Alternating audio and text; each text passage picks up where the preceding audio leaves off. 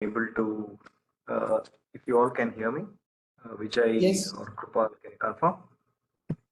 we can hear you well. We can hear you, Sripati.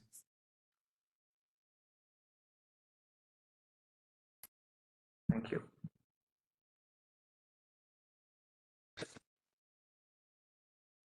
Not sure the video is visible. Okay.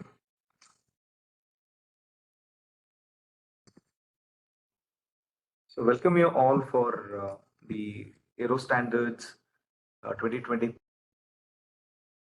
So AeroStandards 2023 is organized by SAE Aerospace Forum and SAE International, and it is um, sponsored by Boeing. So we have the event with 3.5 hours of discussions and learning from almost all the aerospace stalwarts here. So we have Boeing, Airbus, and also the propulsion, system lead, GE, also participating in this particular event. And we also have startups like ePlane. So we have Professor Satya will be participating in one of the panel discussions. This is a I would say the large amount of knowledge shared within a short time of 3.5 hours, I would say. And SAE, for all of you who are maybe not aware of or might be aware of to an extent, so it has the standards for aerospace, starting from aircraft design and flight controls to aviation fuels, communications, all of these things, and has been working with almost all the countries on the standards. There are a lot of standards committee which even the participation from India is pretty large at. So with that, would like to now invite Mr. Javaji Muniratnam, Chair, SAE India Aerospace Forum, and he's also CEO of Javaji Consulting, JM Consulting. And Mr. Javaji Muniratnam is an aeronautical engineer with over 30 years of experience, and he has practically been with the aircraft projects and the light helicopter projects over his career, and he had served DSQ for over 12 years, and he again became the country head for the same, and played a key role in actually getting the global players like Airbus, EADS, and IBM onto the board.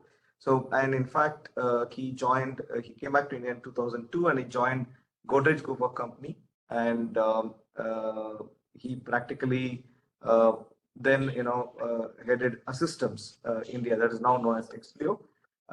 He has been very active with most of the aircraft structures, aero engines, TechPub, etc. kind of implementations, and best practices like ISMS and AS9100 are his I would say key initiatives what he has taken for the organizations. So with that, over to Mr. Javaji Muniratnam, and thank you, sir, for this particular opportunity for everyone. Over to you. Thank you, Sripati-san. It's always a pleasure to see you. And very good afternoon, ladies and gentlemen. I take this opportunity to welcome our sponsors, students, faculty, industry leaders, speakers, and fellow Aero Forum members who are passionately supporting dissemination of knowledge in this country. Our Sripati-san has given overview of what is briefly about SAE. So I'd like to quickly take you through a few slides so that you're aware of what is that we do in SAE Aerospace Forum in India per se. So I'll just share, normally it's always a challenge. I hope, do you see my screen? Sripati, do you see? Yes, it is appearing. Yes, we can see your screen now. Okay, great. So I just wanted to give you overview to the colleagues here about SAE globally and also predominantly in India. SAE International is a more than 100-year-old organization deeply involved with the standards, both aero, auto, off-highway, etc. All right. There are about more 9,000 engineers and other professionals who actively participate and support in defining the standards for all these mobility activities. So in India, we've been present for the last 25 years. We have over 50,000 Yeah, I know. I'm students, trying to figure it out here. about 500 colleges, 1,500 faculty members, industry captains, industry professionals. So we work with the entire spectrum of engineering fraternity. Yeah. So this is what we predominantly do with the various programs. For example, whenever there is an air show, we have a pre-air show event where we invite international speakers to share their knowledge, then professional development programs. AeroCon is equivalent of Eurotech, which is growing leaps and bounds. Then we have students competitions. We also work on the government initiatives like Atmanirbhar Bharat. Then we have lecture series, AeroStandards workshop. That's exactly the one what we are going to do today. Again, thanks to all of you to have taken initiative to participate in this. These are some of our members from various organizations. So these are the different events, as I mentioned, AeroCon, Aerothon, different workshops we conduct. So this is again one of the flagship workshop, aircraft health management system. Then we work with the NASCOM for an event, Altair, the design challenge. And as I said, we work very closely with the standards. Fortunately, for the last couple of years, we have our Indian engineers participating as part of the standards committee. So this is one such committee, G31, Electronic Transactions for Aerospace Technical Committee. Just happened, the event actually took place in Bangalore at Infosys. So this is the event. Then, as I said, we worked on the health monitoring system, then UAVs. Then we also celebrated Women Engineers Day. Very recently, just less than 2 weeks back, we have conducted a very large workshop, pre-workshop at Hindustan HAL's Management Academy. So excellent participation was there, both from the government, public, and various global competency centers were present in India. And we also had a lot of international speakers for the same. So going forward, what is that SAE wants to do in India? So we have been working in terms of various events, but most importantly is to encourage and disseminate knowledge and also collaborate with the standards bodies like this Performance Review Institute, of course I say international, and also industry technology consortia, where these people help us in certifying certain processes. I think that is the need of the hour for this country. So we are closely working. Again, thanks to all the participants and who have been encouraging us for the last couple of years. So with this, I thank you for your attention because we have a long way to go. I encourage all of you to participate. We have a fairly packed agenda, very intense related to aerospace standards, safety, etc. I request all of you to participate. Of course, there is also a break. Over to you, Sripati-san. Thank you so much for the kind introduction as well. Thank you. Thank you, Muni sir, for a very quick introduction. And I think we have a lot of things which is lined up for 2024. And I think AeroStandards is kind of a I would say the final event kind of a stuff for 2023 for us. And this also is kind of virtual event what we are going up with. So now we have the program. I request all the participants to mute themselves, even if the ones who are joining right now. It's a deep request. So would like to now invite Mr. Krupal. So Mr. Krupal is the Director and Chief Engineer Product Design, Boeing India. Krupal is he practically has about 22 years of experience in the area of progressive engineering leadership. and experienced in aerospace and defense industries. In his current role, Krupal is responsible for growing and maturing mechanical and structures engineering, production engineering, and systems engineering functions in India, and for enabling the driving projects across the functions of BCA, BDS, and BGS.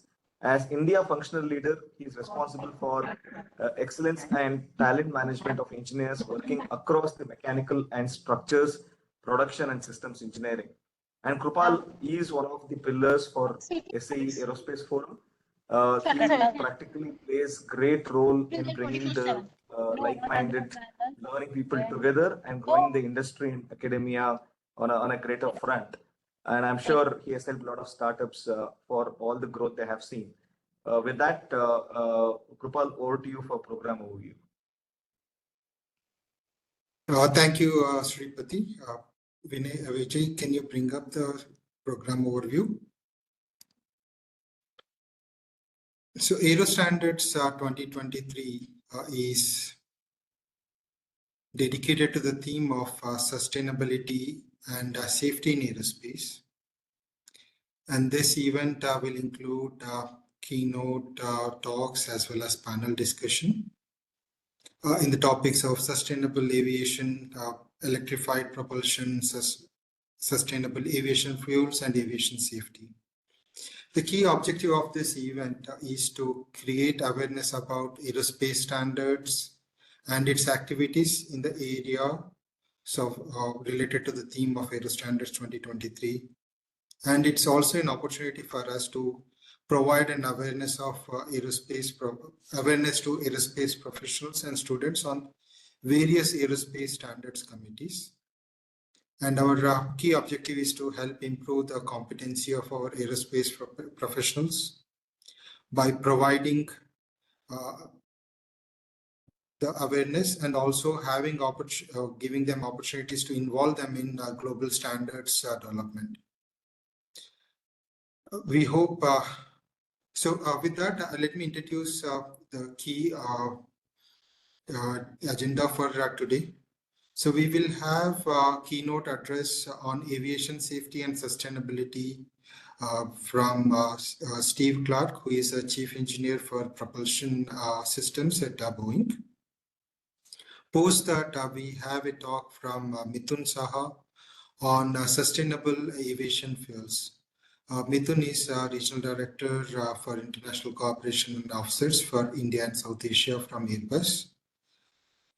At 6:20 p.m. India time, we will have a keynote talk from Richard Ambrose on electrified propulsion, followed by a sponsors promotion video and a break.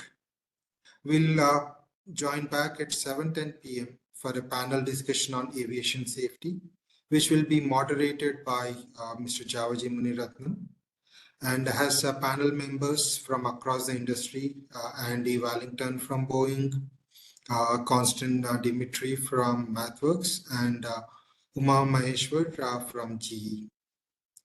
At 8 p.m., Dr. Ravi Kumar GVV from Infosys will be joining us to provide an overview of introduction to the SAE standards committees and how all of you can participate.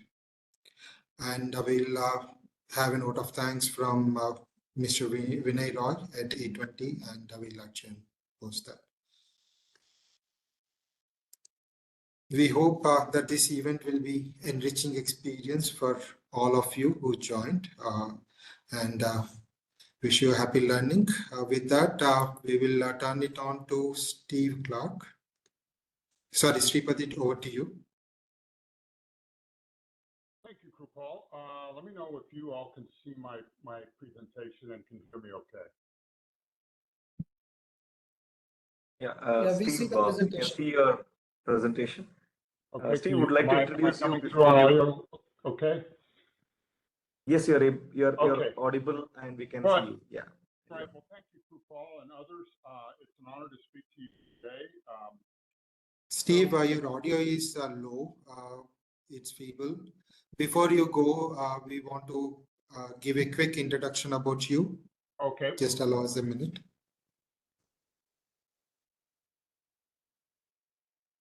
You- Uh, can you hear me? do you hear me? Yes, Sripati, we can. So, would like to invite Mr. Steve uh, for the keynote speech. So, Steve Clark is Boeing Enterprise Chief Engineer for Propulsion and Fuels. He's also a Boeing Distinguished Senior Technical Fellow and Vice President. He has led the Chief Engineer position since May 2019. During his 39 years of career with Boeing, Steve has worked on a wide range of commercial and military aircraft programs. He began his work at Boeing on the Condor unmanned air vehicle. Subsequent to Condor, he spent over 10 years developing auxiliary power and main propulsion systems for F-22 and X-32. Wow, I mean, like that's one of the best things the attendees could hear today, right? So, and he also played a very key role in commercial airplane propulsion and fuel system technical leadership assignments. So prior to joining Boeing, Steve served as U.S. naval officer on gas turbine powered destroyer, and later as member of Pacific Fleet Propulsion Examining Board. He's the graduate of U.S. Naval Academy and has advanced degrees in mechanical engineering and engineering management from the University of Washington and Washington State University, respectively. We would like to welcome Mr. Stephen Clark, for his keynote speech. Welcome you, sir. Thank you. Again, am I coming through okay on my audio? It's better Yes, now. Steve. Okay. Well, it's an honor to speak to you all today, and actually visit SAEINDIA last week. What I'm going to talk about today is the issue of sustainability in aviation overall, and then I will probably spend most of my time talking about sustainable aviation fuel. And I do note my colleague from Airbus is also going to speak about sustainable aviation fuel. So hopefully we won't present any conflicting information here. Let me start with saying aviation contributes about 2.6% of total global emissions. Now, that may seem like a small number, but it's obviously a target in the media for. Steve, you are cutting in and out. Sorry. Oh, let me see if I can.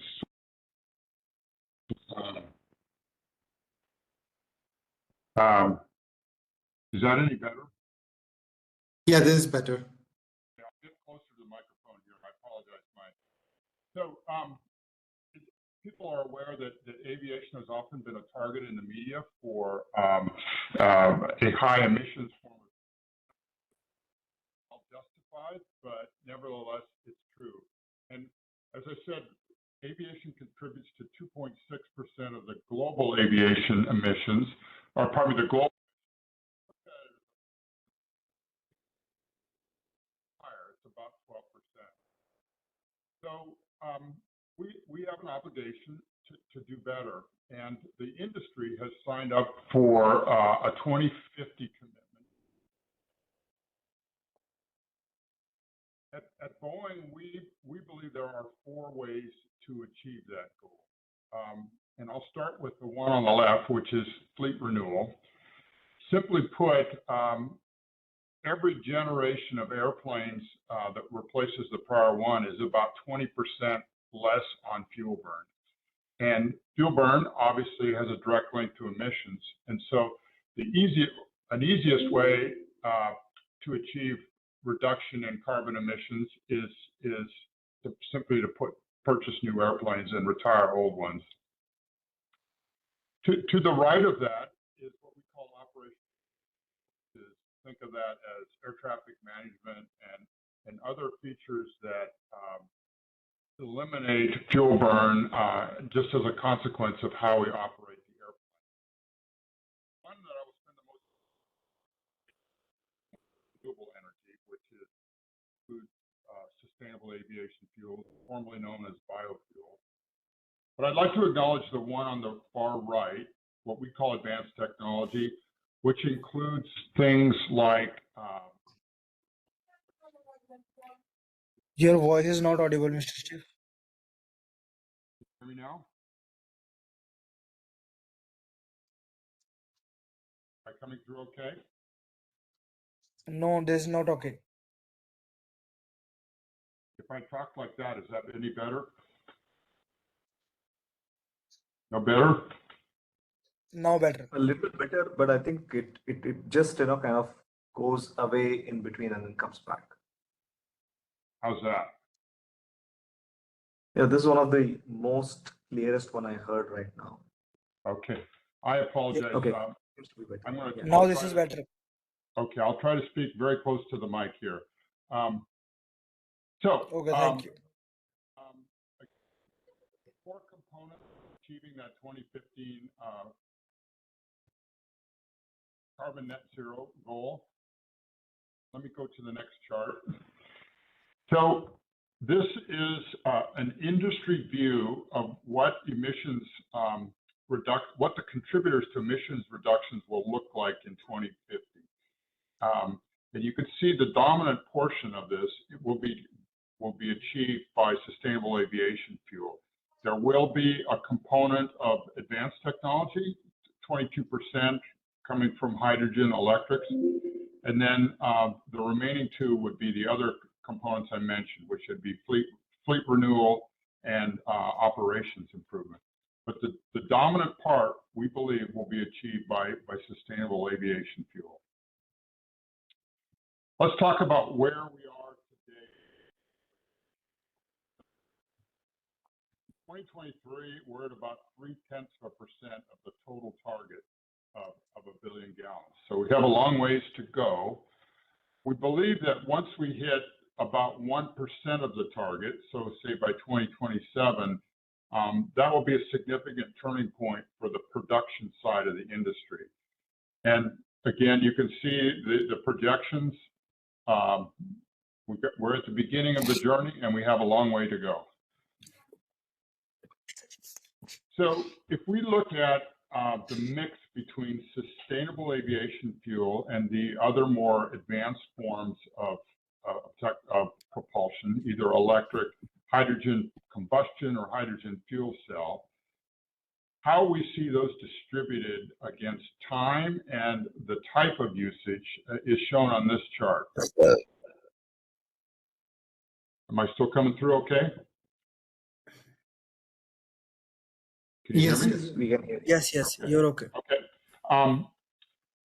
And if you look at this chart, we've divided it between commuter, which is very small airplanes and short flights at the top, ranging all the way down to long haul on the bottom, which is, of course, intercontinental. We see that the role that electrics and hydrogen are going to play will start small and then progress all the way, in our view, at least to medium haul. And part of that is because the level of technology necessary to get hydrogen and electrics is very substantial. It's going to require new airplanes, we believe, that are purpose-built, because hydrogen, the way we would need to store it and use it on the airplane, it would have to be in liquid form, cryogenics, and that's going to take substantial modifications to the airplanes, as well as overcome significant safety challenges. So the point is that sustainable aviation fuel, we believe it's starting to be available today, and we believe it's going to play a role all the way into 2050, and particularly in the long haul market. So if I talk about Boeing and Airbus at this for quite a while, at least 15 years, and I'll touch on some of the milestones in this chart. It goes all the way back to our first sustainable aviation fuel test flight, which was on a Virgin aircraft back in 2008.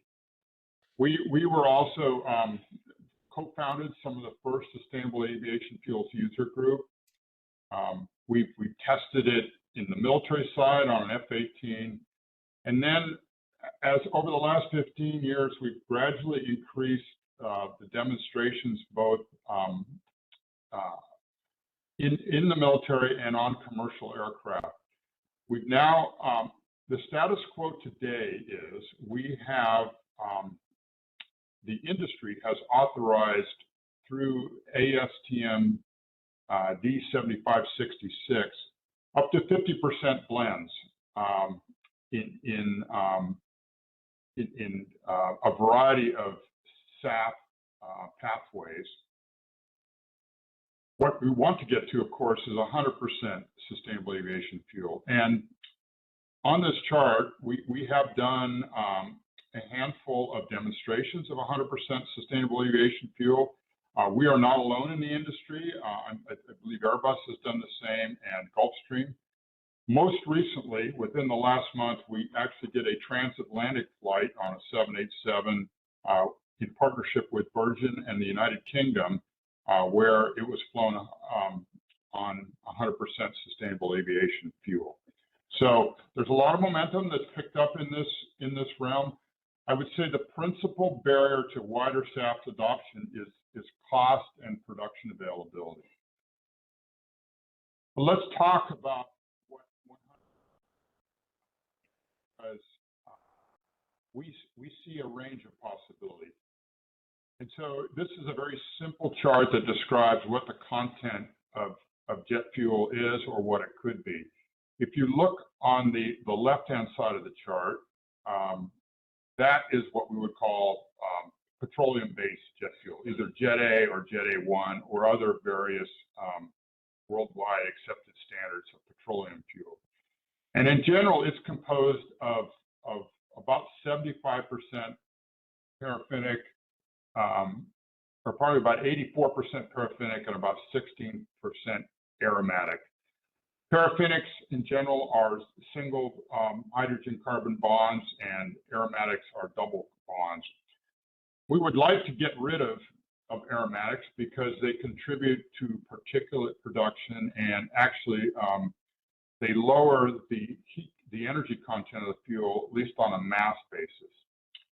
If you look at the middle of this chart, this is in theory what is allowed today by the various specs, which is up to 50-50 blends between Jet A and sustainable aviation fuel. The spec actually requires an 8% minimum aromatic. We find that is necessary to keep various nitro rubber seals and other legacy aspects of the fuel system happening. Where we and most of the industry would like to go is on the far right, which is 100% paraffinic with no aromatics. We call that term a non-drop-in fuel because we believe that modifications will be necessary to the airplane to adopt that. But that gives you sort of a view of the range of fuels that we're talking about. If we look at getting the airplane ready for sustainable aviation fuel, there's a variety of systems we need to consider. Of course, the end users of that fuel, which would be the main engines and APU, but there's also the storage and distribution aspects, the tanks, the sealants, the seals that we use in the plumbing to move the fuel from the tanks to the engines, what we call the fuel quantity indicating system has features that need to account for the density difference and other characteristics, conductive characteristics of the fuel. And then, of course, many of the components in that system, either pumps and valves and other features that move and distribute that fuel to the engine. The other thing I will note on this chart is when we consider the sustainable aviation fuel future, where it's more widely available than it is today, the airplane needs to be capable of switching back and forth between sustainable aviation fuel and petroleum-based fuel, because we suspect the SAF availability will vary worldwide, and you can't have an airplane that depends solely on one or the other. So it has to be capable of what we call switch loading. So I'd like to conclude with this perspective. We believe, and generally it's a widely held view in industry, that SAF will fulfill the majority of the commitment for 2050 net zero. Some airplane modification may be necessary depending on the 100% SAF blend. There are there are types of SAF that could be created that are what we call 100% drop-in. In other words, all of their characteristics would be identical to jet fuel, and therefore the airplane would need no modification. However, if you want to reap the full environmental benefits of SAF, we would like to get to 100% paraffinic, and there are some modifications must be required. I mentioned that on the prior chart, the airplane has to be able to switch between conventional and conventional-based fuels and sustainable aviation fuel. And then lastly, of course, we need improvements in production and probably policy making to make the SAF more affordable. Today, it's 2 to 4 times the cost of jet fuel, and that's a significant challenge to be overcome. So with that, I will conclude my presentation and turn it back over to the moderator.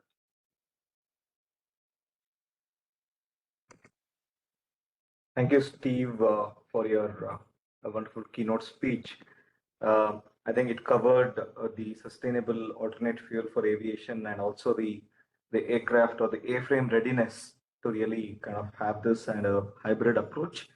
I think any of the points to be checked out with request the participants to drop in the chat box. Any questions or any discussion from the forum members? I think this was a very short and highly concentrated keynote address by Mr. Steve. So over to Krupal or Muni or anyone from the forum to have a chat. So before we move on to the next session. Yeah, this is Muni here. Thanks, Steve, for the wonderful word on SAF. I just would like to know, how were the oil companies prepared for this transition? How would what specific companies did you mean, or aerospace, or? No, how were the oil companies? Oh, the oil companies. Well, yeah. I would say the oil companies are entering into the partnership of this. There are different ways that they can contribute. Obviously, they own a distribution network, but you will often hear the term co-processing, where it is possible to process petroleum and sustainable fuels in the refining process. So we view them as essential partners to making this happen. You will see virtually all of the major oil companies do have publicly announced efforts underway to promote the production and adoption of SAF. It varies by oil company and region how active that is, but they're all in on it, I believe. Thank you. Sripati, there are a couple of questions in the chat box. Yeah, I can read them. Let's see. Okay. How do you categorize that fuel which is called SAF? What range of emissions is allowed? I'm going to say this, that SAF must meet all of the emissions established under ICAO. We do see a potential improvement on particulate emissions, particularly if you go to 100% paraffinic SAF, but in general,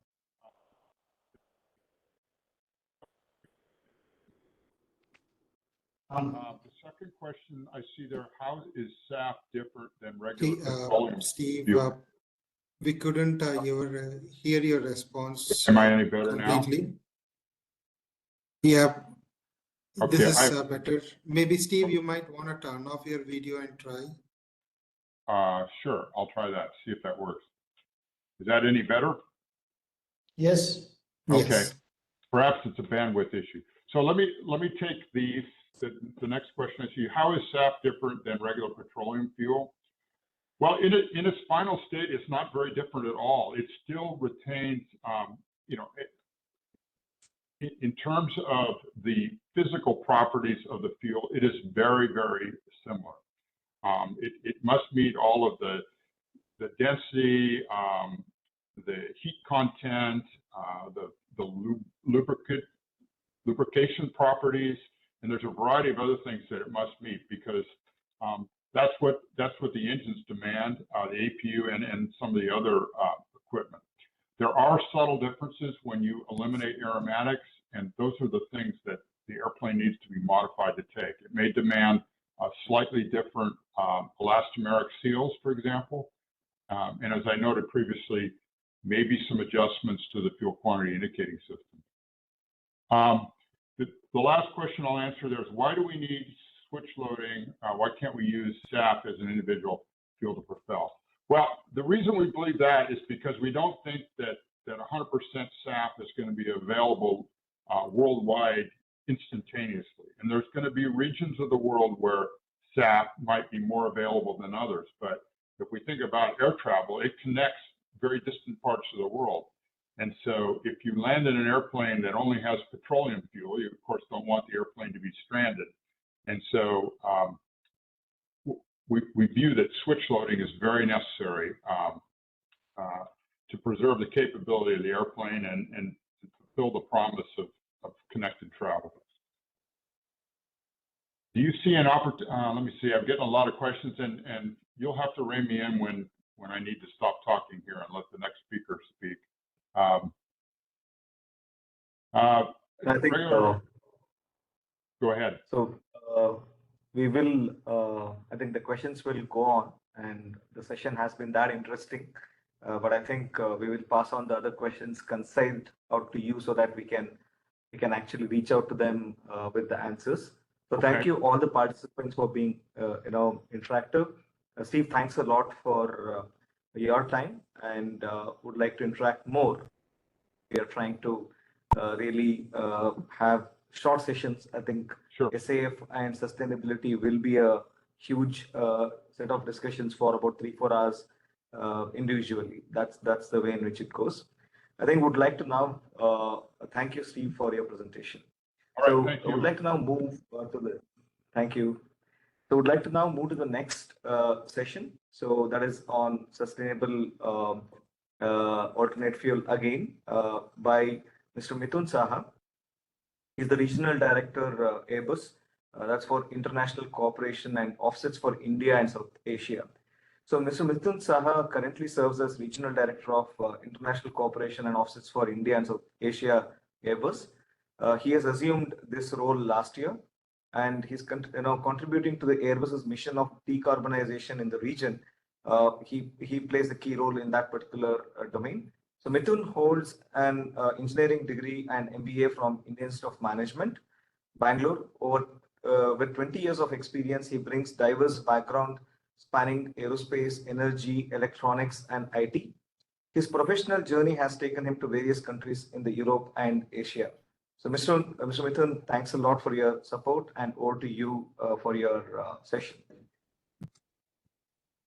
Good, thank you. Thank you so much for that introduction. So just a quick check, am I audible? Yes.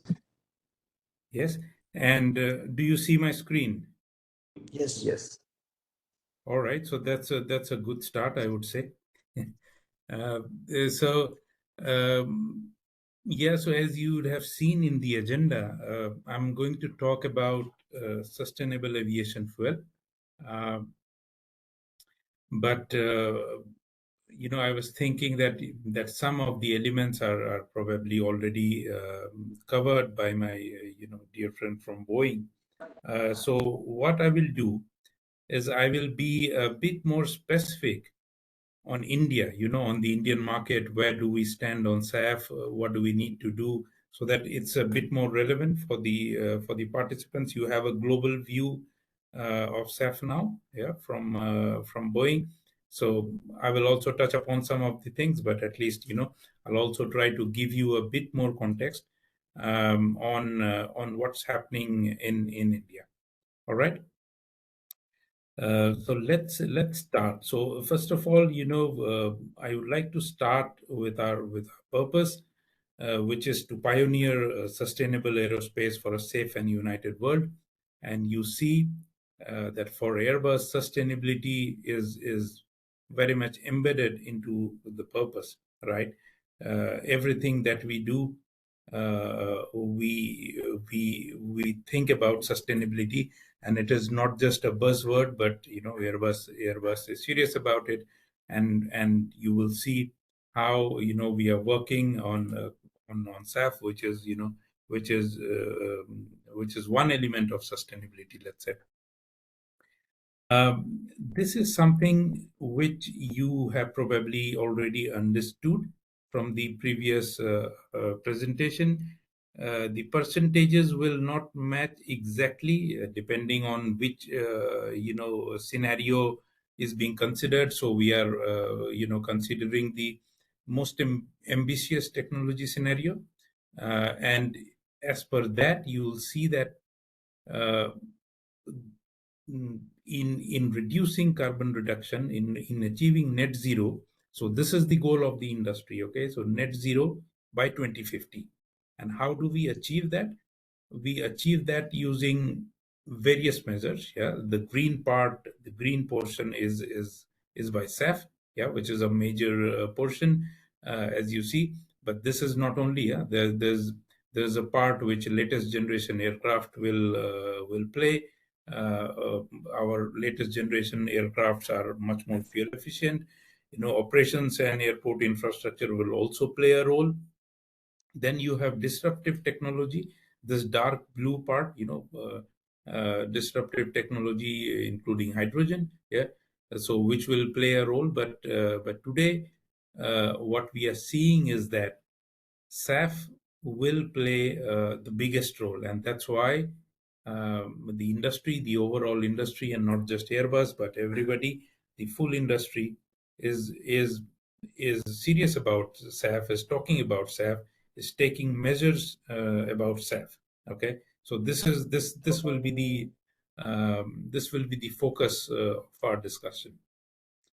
Let's move on very quickly. I'll not spend too much of time onto this. Very similar, you'd have seen in the previous presentation that Boeing is already doing a lot on SAF, and so is Airbus. So you saw you'll see we started our journey from 2008. It's a lot of good achievements already.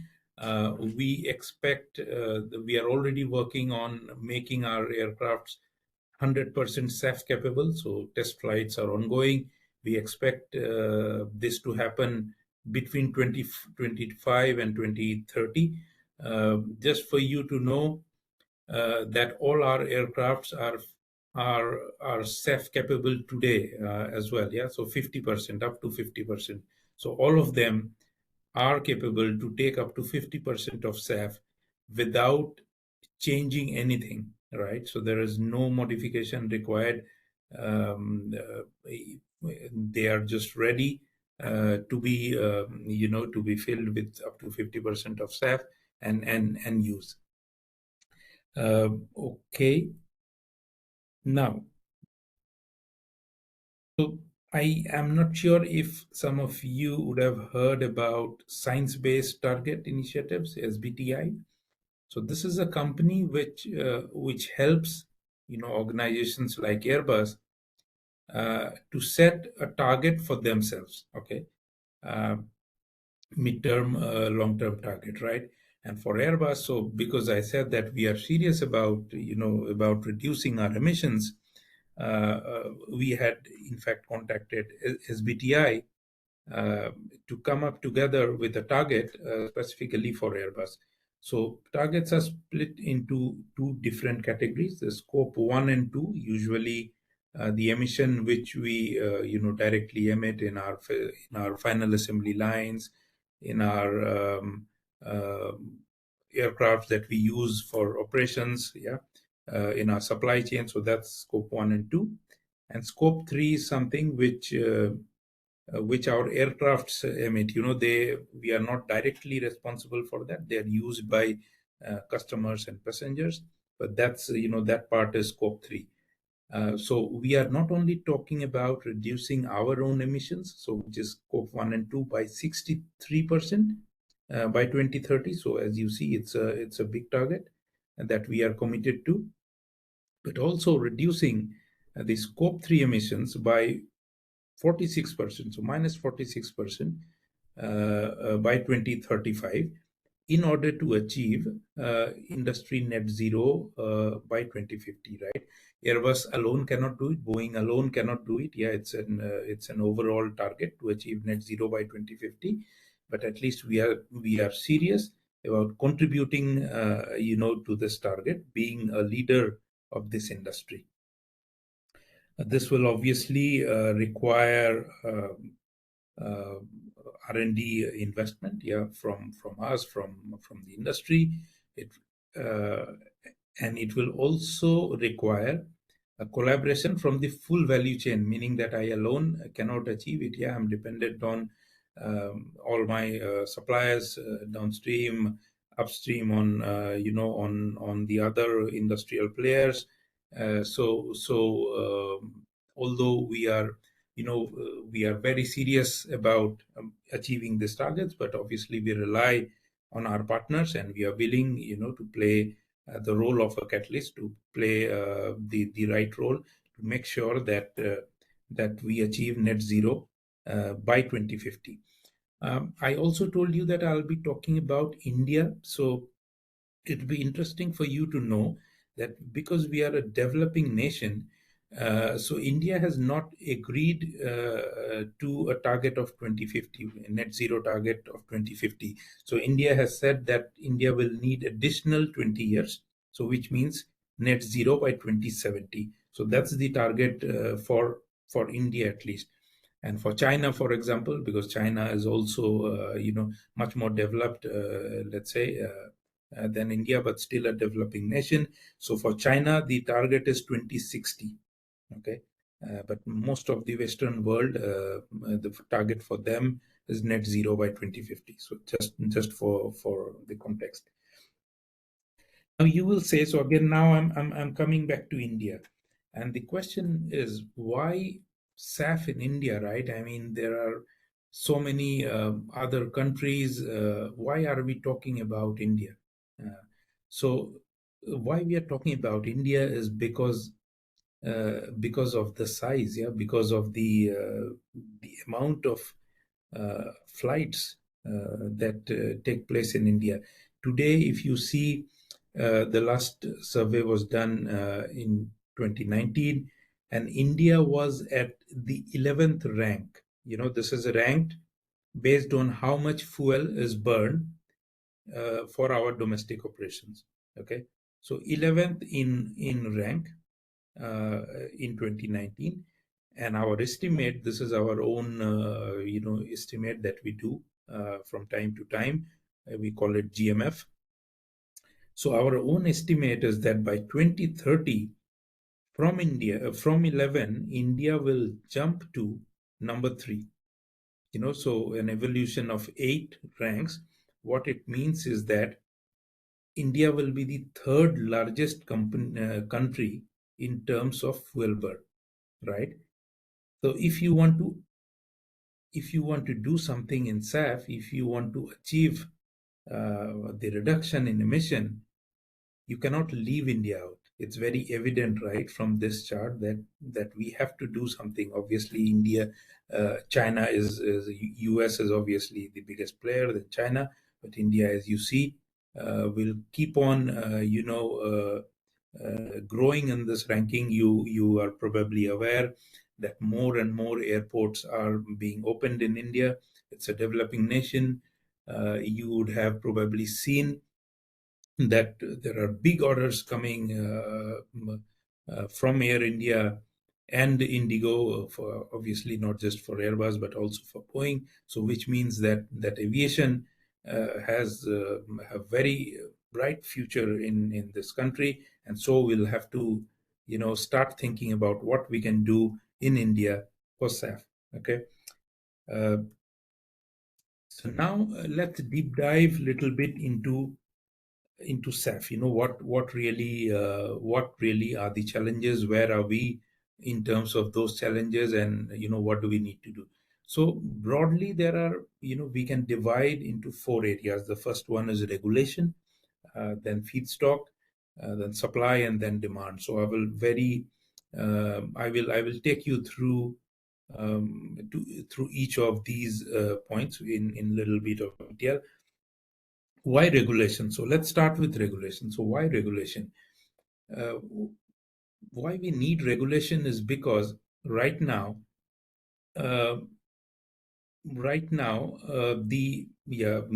was one of the question as well in chat. I saw somebody asked, how is the price compared to normal ATF, normal jet fuel, right?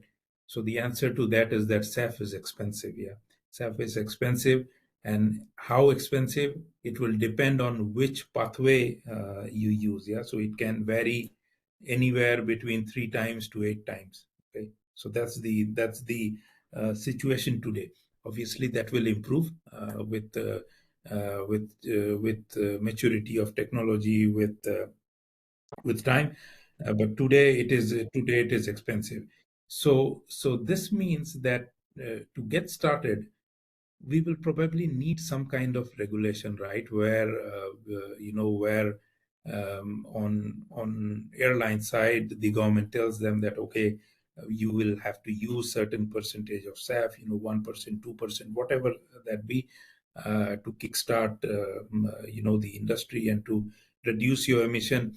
And then on the supply side, probably the government might say that, okay, if you invest on producing SAF, we will give you certain kind of concession, or certain kind of tax benefit, something like that.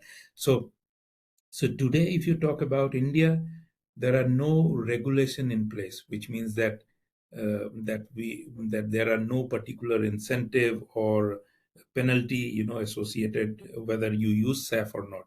So this is expected.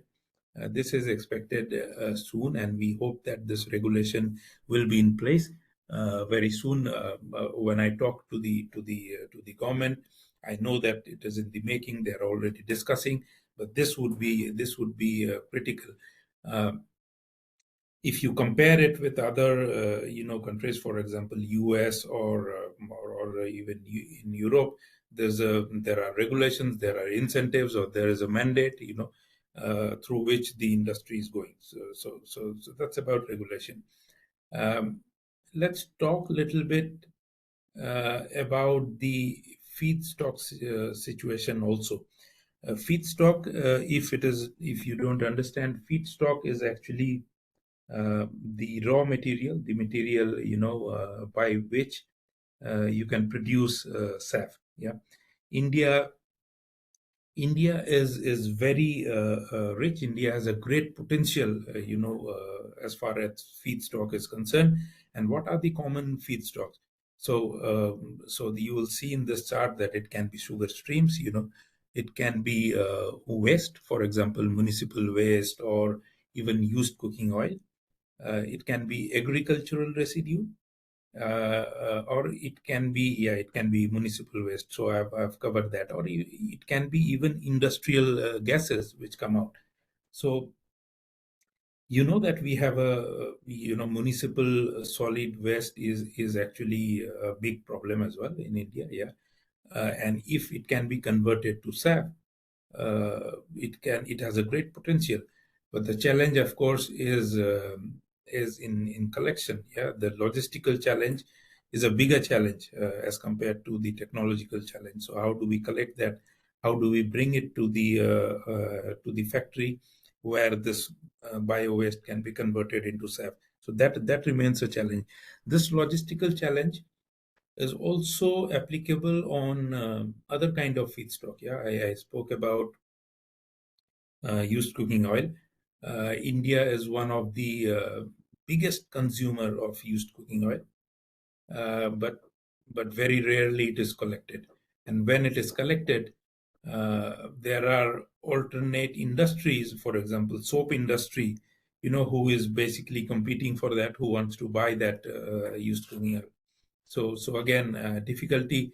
Agricultural residue, you will know that it's a big problem in the northern part of India, where the farmers actually burn the agricultural residue because they don't want to invest their time and money in taking that residue to some other place. They feel that burning is the easiest solution, so they burn it. And if we can develop a solution around that, that agricultural residue can be converted into SAF. Thereby, first of all, so first it will help in decarbonization of the aviation industry. And then secondly, it will also help on the environmental side, right? You probably know that in the northern part of India, there's a big challenge, there's a big problem of pollution due to burning of these agricultural residue. So again, in nutshell, a great potential for SAF as far as feedstock is concerned in India, but logistical challenge remains. Yeah, so we are working together with the industry, with some of the players, to solve some of these problems. Okay, I'm going back to my previous slide,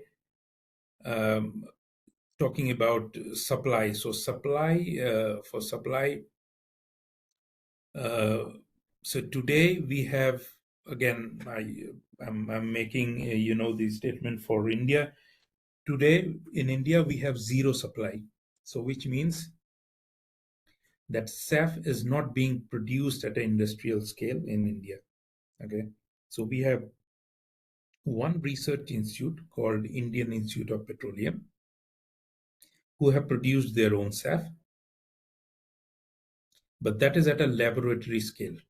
Okay, so that's at a laboratory scale for testing. So Indian Air Force is using that. Some of the airlines has also made some test flight with their SAF, but it is only test flight. It is not yet ASTM approved. Yeah, so ASTM approval is the usual approval for any fuel to be used in an aircraft. So it is not yet approved.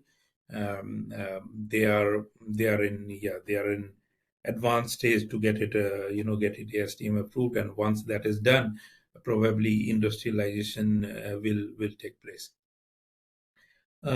There are some other players, for example, Indian Oil, who has already declared some projects to be done in India, but that will only happen in 2026. And I have moved to this slide because this is really about which pathways can be used to produce SAF. So pathways is nothing but the recipe. So there are different recipes to produce SAF, right? For example, IIP is working on this particular pathway, which is linked to this particular pathway, HEFA. So using using, for example, used cooking oil or animal fat. Then I spoke about some of the other IOCL, for example, who are also exploring. So that is using the alcohol to jet pathway. So using the ethanol, so to produce SAF. And then there are other pathways also which are already ASTM approved, and that can be used for making SAF. And these are not the only ones. Yeah, so there are other pathways which are not yet approved by STM, but which are in the process. Okay, so in the future we will see many more pathways, and they don't. So all countries are not same. So for example, in India, my feeling is that alcohol to jet and HEFA are probably more relevant because of the abundant feedstock that we have. But for some other countries, some other places, maybe a different pathway will be much more, much more efficient and much more better. So it depends from place to place, country to country. So work going on. Now let me come back to the last part, which is demand. So we spoke about regulation, we spoke about feedstock, we spoke about the supply part, but what not all of this will not make sense if there is no demand, right? Because well, imagine there is there are feedstock, there's the right pathway that we have found. We have set up the industry to produce SAF, and now we have the supply. But then what is missing is the demand. Okay, and today demand is obviously a challenge because of the high prices of SAF. But yeah, this will probably get better with maturity of technology, and with mandates coming in, with regulation coming in, we will probably see an improvement in demand, and hopefully we'll be able to reach to a situation very soon where supply and demand will match, and then the economies of scale will come in, and that will be the most ideal situation as far as the industry is concerned, right? So I hope you have now an overview of what is the situation of SAF in India. You have an overview of the main challenges, as far as SAF is concerned, and where India stands. What are some of the problems, the challenges that we need to solve if we have to succeed in SAF. So that's all from my side. Happy to take any questions. Thank you.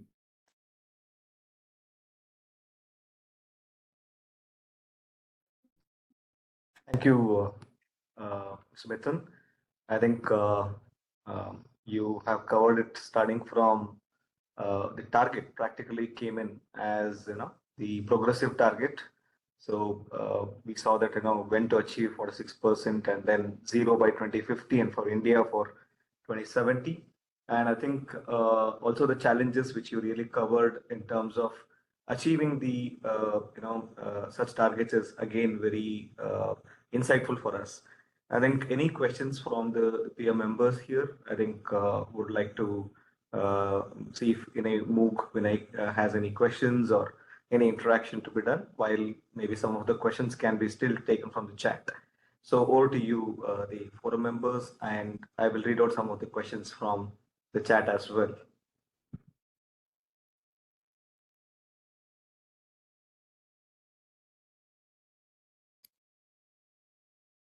Hi, Shripati. This was really insightful, Mithun. Thanks for sharing. I do see a few questions, so probably let's take the questions from the chat. Yeah, I think the first one, I think, looks like from Mr. Manjunath A, and asking on why Russia has dropped 7 places in the aviation fuel burn ranks. Is that they are moving towards other renewable energy alternatives, or is it because of market degrowth?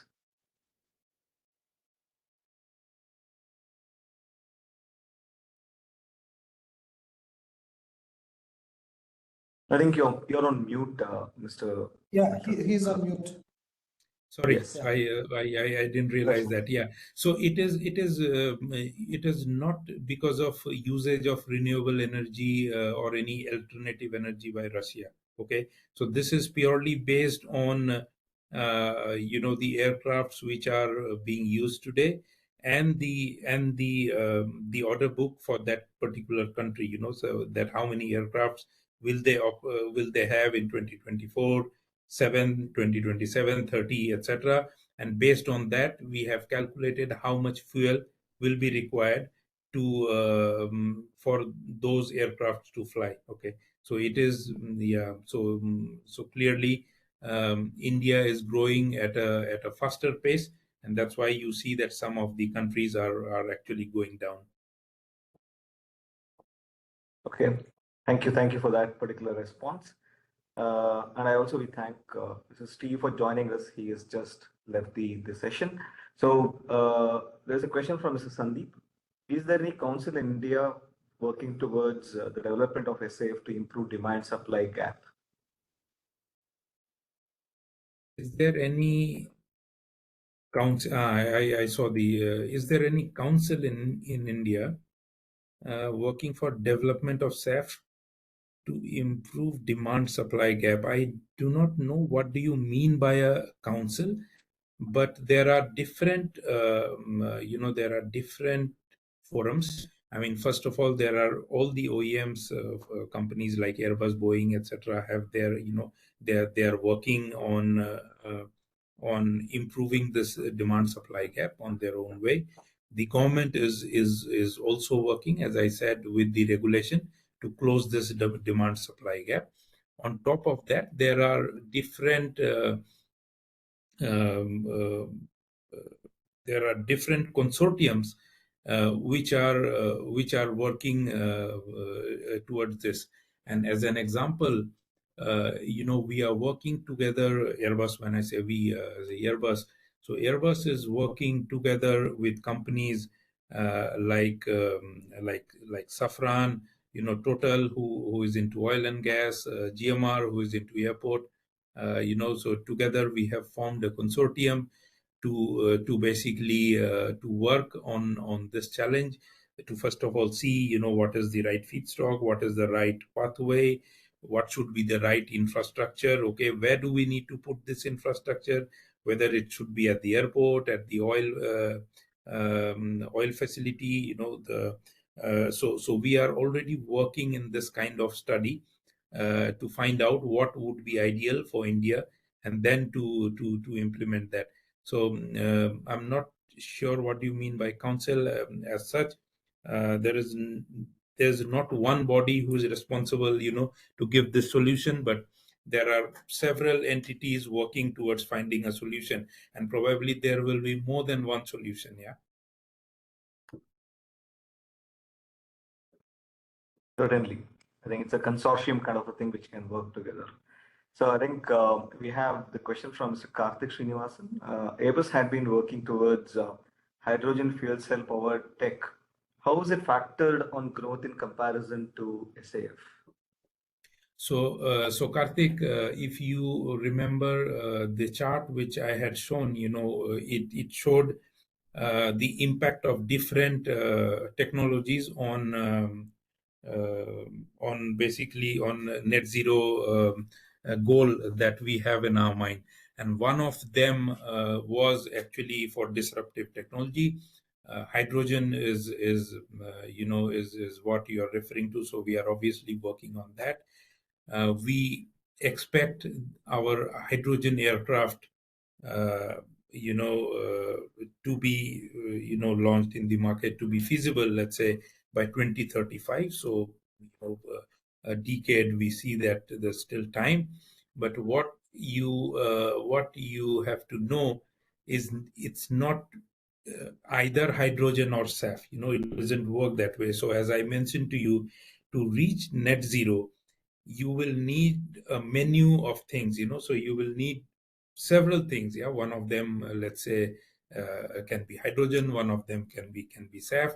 The advantage with SAF is that it can be implemented today. Yeah, so we are already doing that. Yeah, hydrogen is still a decade away, and then when the aircraft comes to the market, you can imagine that it will take time for the airlines to buy that and start using it. Okay, so what saves us between today and that time is SAF. Okay, this is something for which our aircrafts are ready. Yeah, it can be used.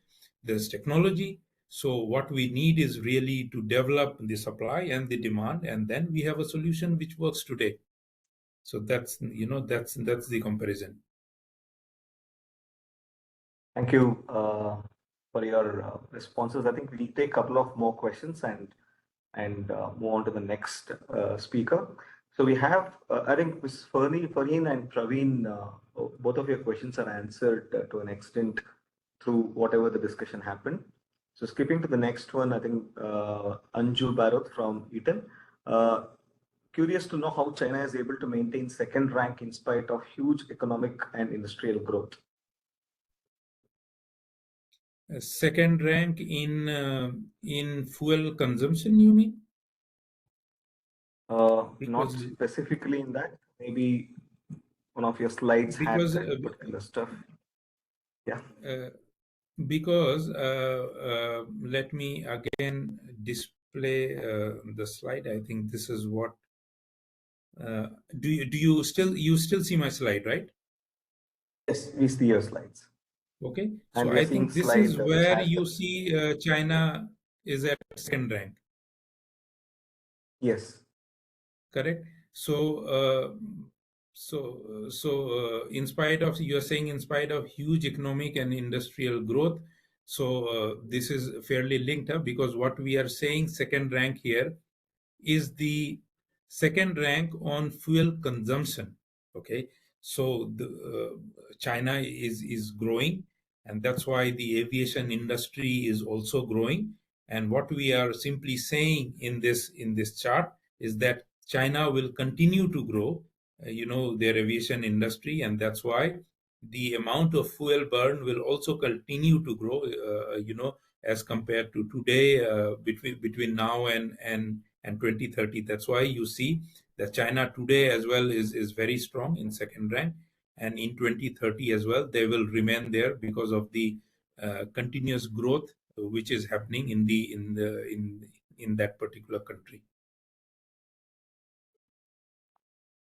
Great.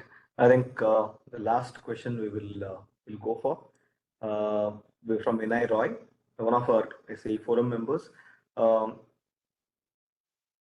His question is this: thank you for sharing your thought on the SAF. What roles you see for the system suppliers, that is engine or fuel systems, in helping facilitating adoption of SAF? So they have, the system supplier and the engine supplier. They have a big role to play, in the sense that I told you that our aircrafts and the engine and the system, they all are capable to take up to 50% SAF. Okay, so today, we have the flexibility, so no problem. But I told you that what we want to do is between 25 and 30, we want to make our aircrafts capable of handling 100% SAF, pure SAF. Okay, and when I say our aircraft, I don't talk about the aerostructure only. Yeah, we are talking about the engine. We are talking about the fuel system. So today, there's work ongoing together with our suppliers, where we are testing what will be the impact of SAF in the fuel system, for example, in particular engines. And we are trying to find out ways to make minimal changes to the existing system, and bring out something by between 25 and 30 which is capable to take 100% SAF. So obviously these companies, our suppliers, we cannot do it alone. I mentioned to you that we need the complete ecosystem to help, and obviously the system supplier and the engine supplier have a big role to play in this. We will be successful only when together we are able to achieve a system which works on 100% SAF. So this is going to be critical. I mean, today I told you that the availability is also not there. The demand is also not so much there. So 50%, our aircrafts work up to 50%, which is good. But tomorrow, when the availability, the supply increases, the demand increases, it will be good to have aircraft together with engine and system, which can handle more than 50% SAF. So obviously, a critical role will be played by the supply chain. So thanks, Mithun, for your insight. And I think we will have more questions to come, which we'll concise and get back. But I think it's time for us to move to the next speaker. And thanking Mithun from the forums and as well as from all the organizers and the participants here for your time. We will need more time from you in a detailed sessions. So with that, thank you, Mithun. So we'll move on to the next just speaker. one final note, Sripati, for all the participants. the slides which I showed, I tried to make it, as clear for the benefit of all the participants who have joined. What I expect in return is that please do not post it in social media or use it somewhere. Yeah, I mean, it is for your own knowledge. Ask as many questions as you want. Feel free to contact me if you have further questions, but please do not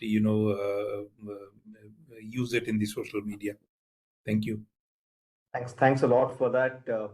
Note, I think with the digital media stuff, so we have to be, literally careful on that. We'll take care of that. Request all the participants to take care of that. So with that, thank you, Mithun, again. So now we have we had session from Boeing, so we had session from Airbus. Now we will have the next speaker who will talk about the electrified propulsion. Over to Mr. Richard. So Richard Ambrose was graduated in electronics engineering. So right now he is working with Lilium. I think most of you know the name Lilium very well. And he's senior expert electronic and electrical engineering with Lilium. So he has worked in different positions in different industries, including automotive, space, telecommunication, and electronic components. In the middle of his career, he had worked on PhD with Motorola on power electronic components.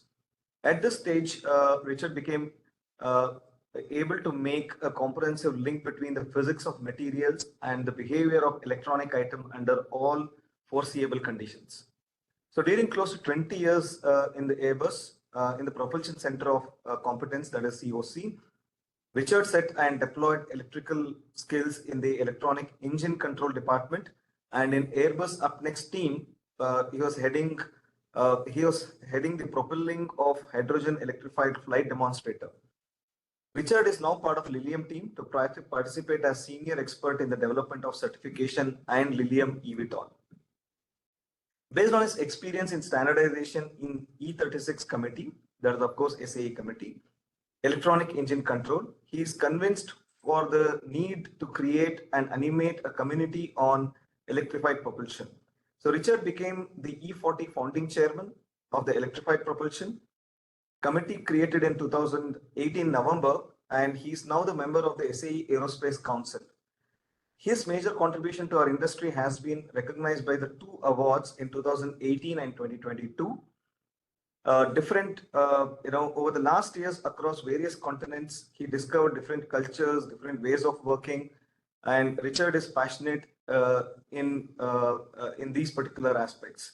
So he plays violin, rebuilds classic cars, and appreciates food and wine.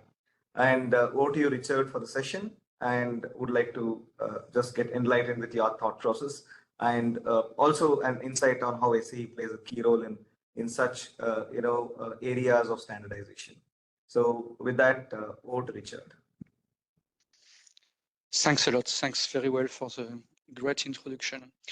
So today I'm with you to present to you the overall view of what is happening on standardization, the need, the evolution of the market, the need, such as the solution. I will provide only a speech. I have no support, no material.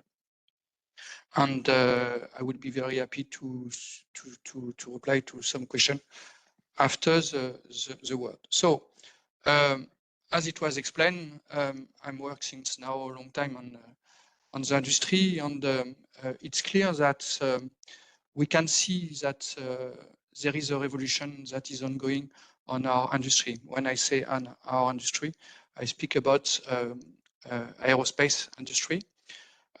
We can see with the presentation that we just had from large commercial aircraft such as Airbus, that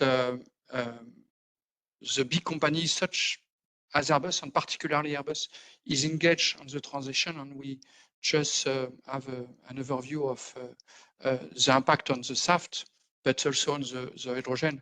It's the word was clear. SAF is today, hydrogen is I would like to say more medium long term. But what is clear is that when we look at the evolution of our industry, even if large commercial aircraft manufacturers are very active, the revolution is coming from the general aviation industry. So Lilium, now for Lilium, is very well engaged, but we have some very, very interesting competitor, such as Archer and other. And this community, the community of general aviation, such as large commercial, have a need. The need is driven by the fact that to meet the objective of reduction of our carbon footprint, it was largely discussed previously. There is some aircraft architecture and aircraft propulsion that are changed. With the introduction of new technology and new architecture, the way how we use to establish design dossier to justify that we meet the safety objective. Everybody knows that authorities provide objective in terms of safety with the concept of proportionality that is interesting, particularly with EASA. We need to justify that when we will make flying an aircraft, we will fly with the same level of safety that we can observe today on the fleet. And you all of know that the evolution of the safety of the aircraft on Airbus, such as Boeing, has been largely improved, on the number of dead people is decreasing. That is wonderful. The authorities consider that even if we introduce new technology, new architecture, we need to maintain the level of safety that we currently have.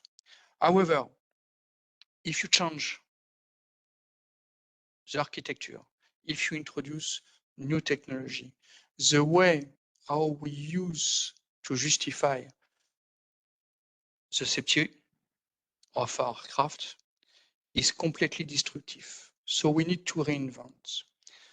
It was mentioned that in September 2018, I had created the SAE40, because at this time in Airbus, we are already starting to work on electrification of propulsion. And I had the feeling at this time that we need to not doing the job only at Airbus level, but largely at large level with industry, with equipment supplier, with the system supplier, with technology manufacturer. As it was said, I work for Motorola, so with the introduction of electrification, we need new component, we need new technology. We need authorities, we need the engine manufacturer, and we need all the aircraft. It is why I had created the SAE40. And this is a forum when you can have everybody, and when you can discuss, assess, and compare different technology, different architecture, and speak with the authorities. What are the new architecture and new technology? I think that it could be interesting to provide two aspects. So SAF, I will not speak about SAF. Richard, are you sharing your screen by any chance? No, I have no slide. I am only a speech. Okay, fine. No speech. Word. I'm sorry, I didn't have time to prepare a support. We say SAF. SAF does not request a new standard because SAF will comply to the Jet A1. However, hydrogen is a product that is largely used on the industry, but is not largely distributed. It's not embarked on aircraft, so there is a need to establish standard on hydrogen. Hydrogen can be used in fuel burn, and it was explained just before that Airbus is working on it. It's clear, it's transparent, and then we can use burn or we can use fuel cell. And then when we create fuel cell, we use electricities. And then we are in the second category of the new technology, that is electricities. So electricity can be produced by fuel cell, or it can be also produced by battery. However, the novelty introduced with battery and electricity in propulsion induce a high level of power. And when we increase the level of power, we increase the level of voltage. And when we increase the level of voltage, we increase the new rules that we need to establish in order to justify that even if we have high voltage, we will not create arcing. And arcing with hydrogen is something that is not compatible. So the real need today, standardization, is driven by hydrogen and driven by electricity, high voltage, high current. So in terms of hydrogen, there is a co-working group, SAE and EuroCAE, that are working together in order to establish the standards, the rule that are to be applied in order to justify the appropriate level of safety.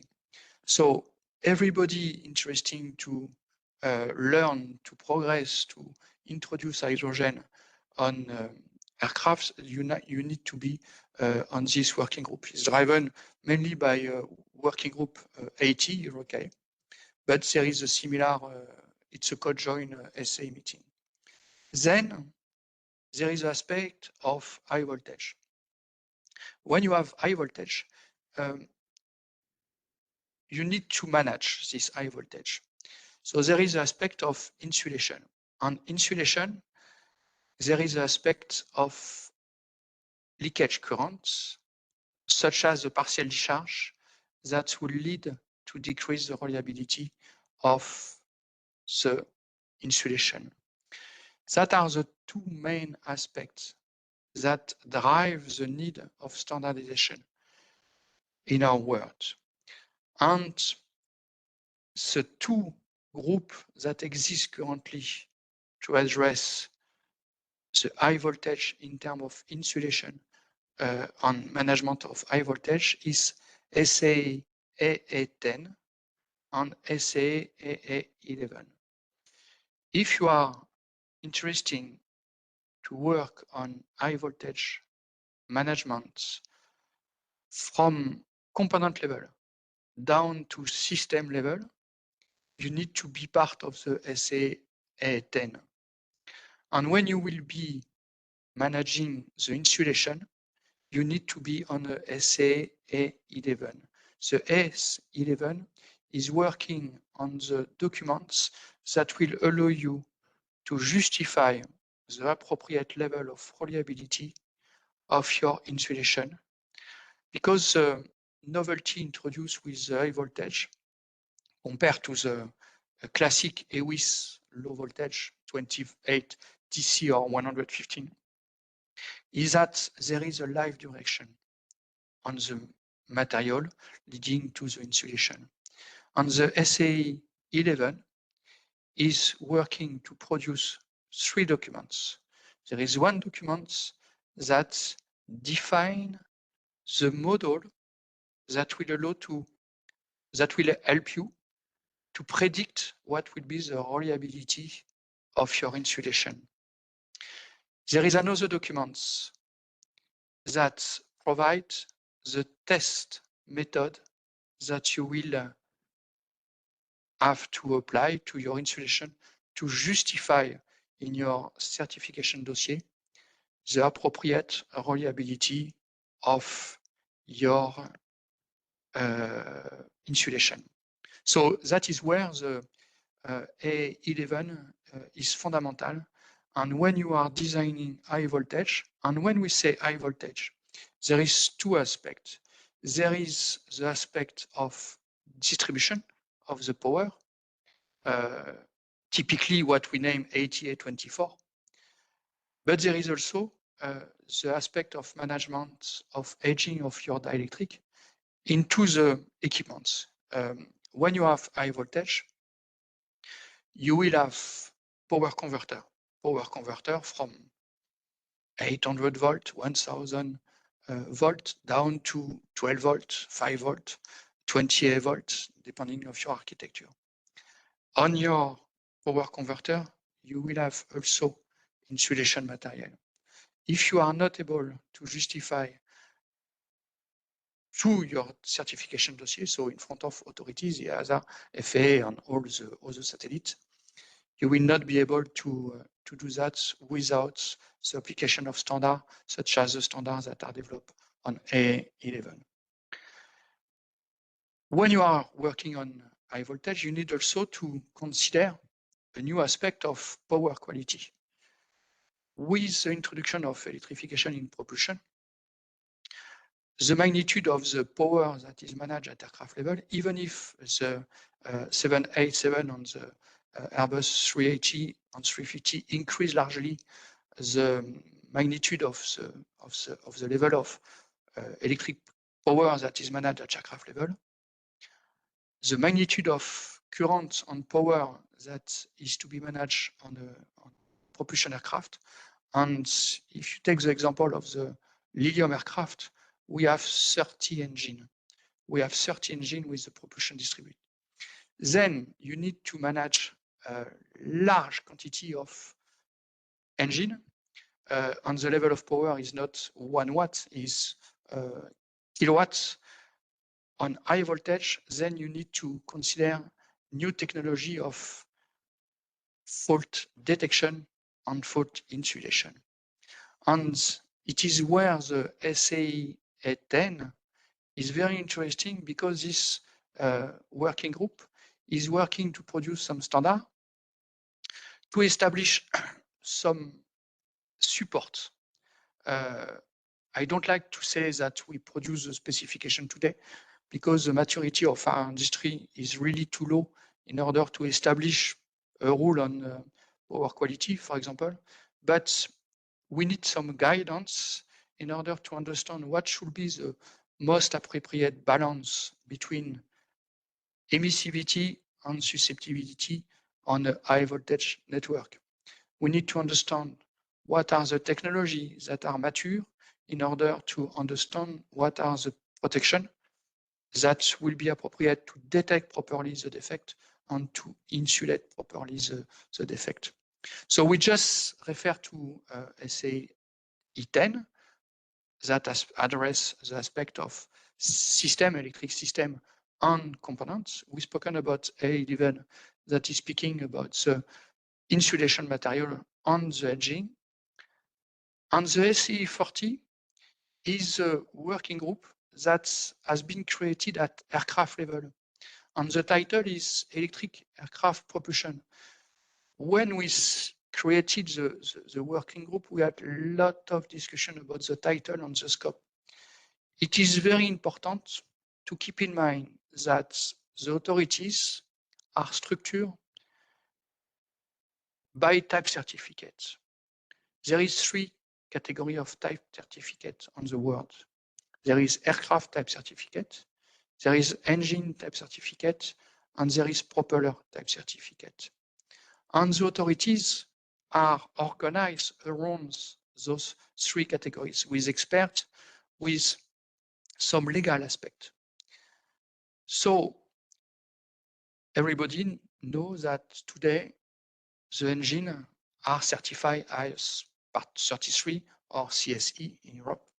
And then you get a type certificate. And when the aircraft integrates the engine, the aircraft manufacturer, in his activities of aircraft type certificate, take credit of activities that has been done by the engine manufacturer and accepted by authorities, engine types authorities. So when we created the E40, we were clear. We say aircraft propulsion committee, meaning that the objective of the E40 is to address the scope, is to address the integration of propulsion. Take the example of the Lilium aircraft. We have 30 engines and we have a distributed propulsion. We have vectorial propulsion. We are vertical takeoff lift, meaning that the engine provides the thrust at the vertical for takeoff and landing, and there is a transition phase, and then the thrust is provided to the horizontal. There is no surface control. How do we maneuver the aircraft? By modulating the vectorial propulsion in terms of angle, such as level of thrust at each engine level.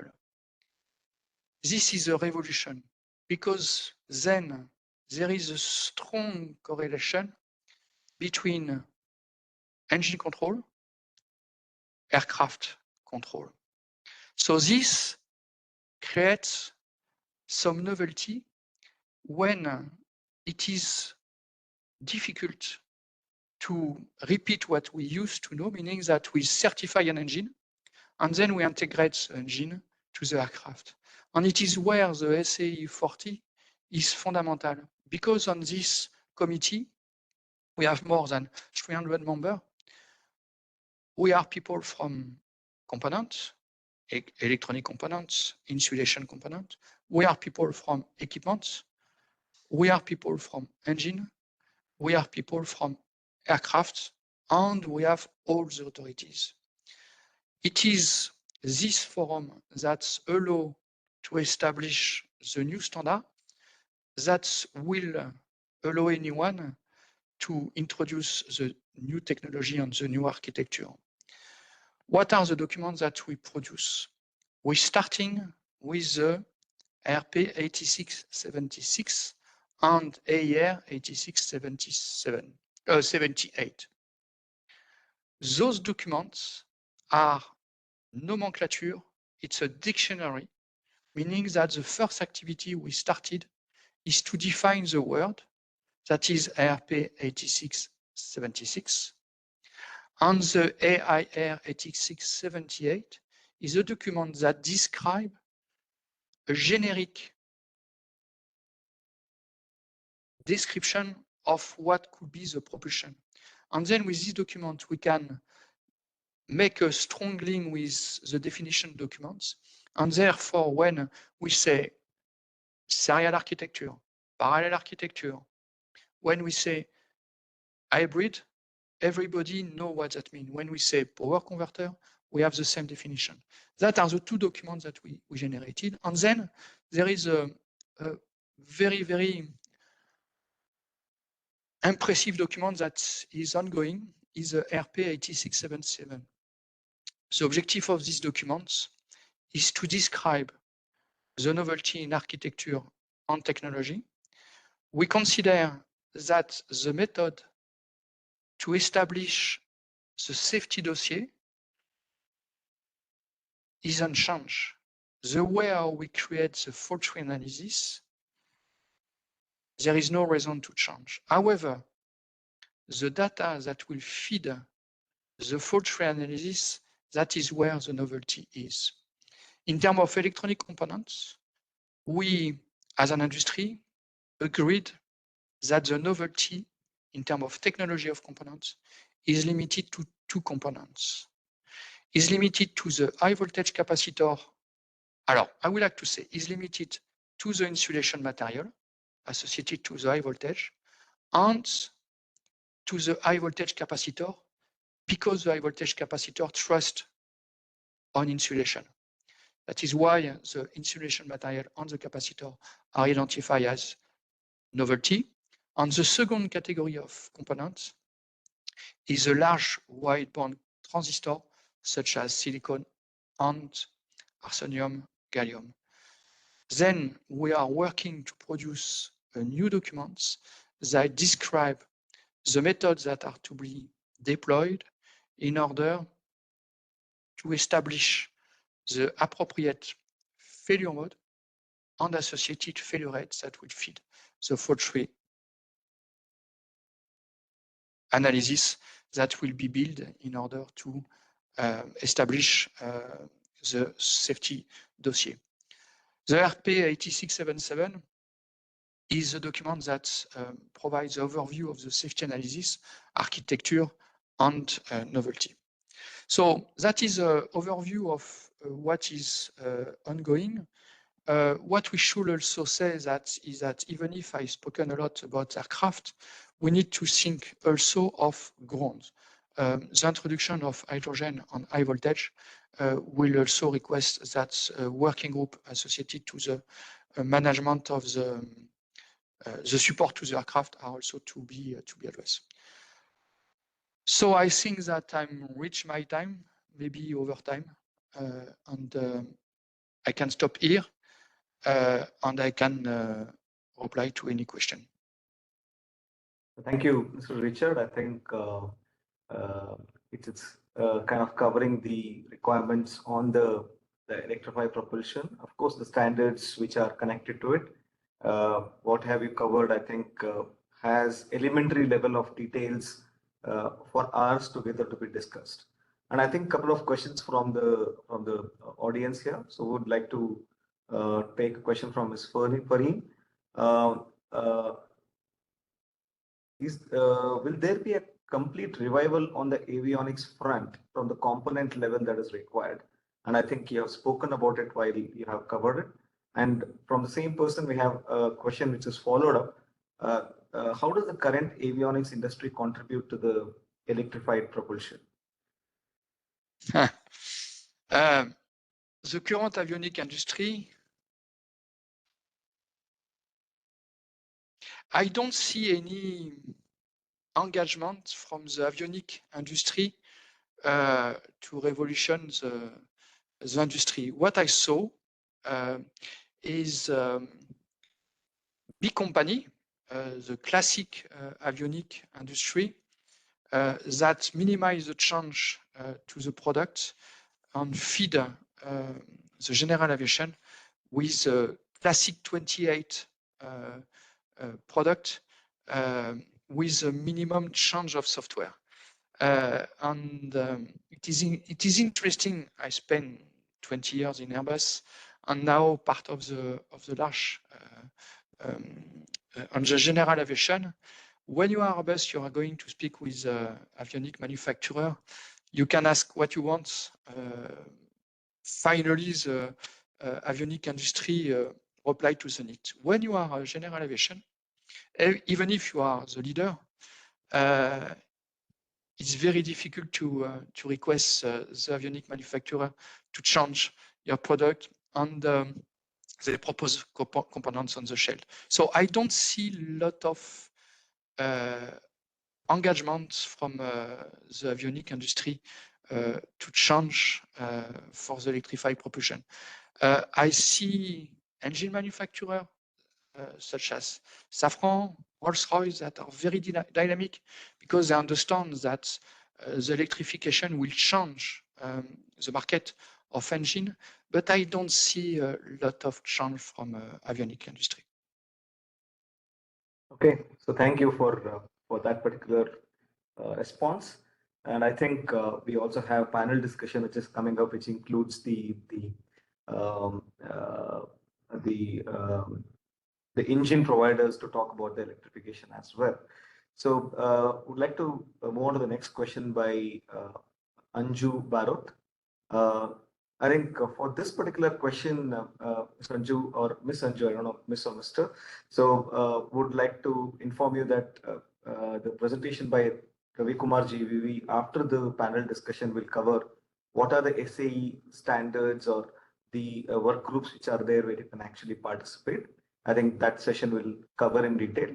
So I would like to move to the next question. So by Mr. Adil, both SAF and electrification are trying to reduce carbon footprint, which is seen as the front runner in the aviation. So which one of these are seen as the front runner? Is it SAF or is it electrification? It's a question to me? Yes. Yeah. So is it electrification going to take the lead or SAF going to take the lead? That's the question.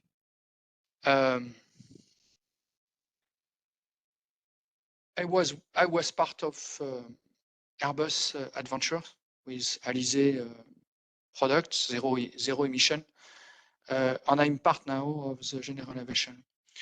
What is clear is that when you compare the takeoff mass of large commercial aircraft on the general aviation, it's easy to understand the magnitude of electric power that may request to manage a large commercial aircraft.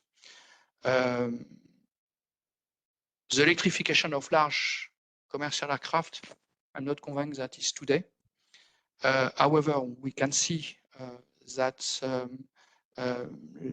general aviation are flying in electric. So I'm personally convinced that SAF is for today. SAF will not address all the carbon footprint aspect. It was just said before that it will be a mix. But electrification is definitively an enabler for the reduction of carbon footprint. And if you look at the carbon footprint of large commercial aircraft and general aviation, for our planet, that makes sense to reduce the carbon footprint also to general aviation. So definitively, yes, electrification is there. Electrification will change our industry. For today, for general aviation, maybe for tomorrow, for large commercial aircraft. So thank you. I think over the last question, I think running out of time. So this will be the last question which we will take from Ravi Kumar GVV. Of course, he's the chair of the event as well and from Infosys. So do you see more complexity in health management of electric propulsions compared to what we have in current gas turbines? Any insights on that? Yeah, it's a very good question. We need to be very careful, in particular in standardization, to not speed up in the health monitoring aspect. Why? We are today in a situation where we are in front of new technology.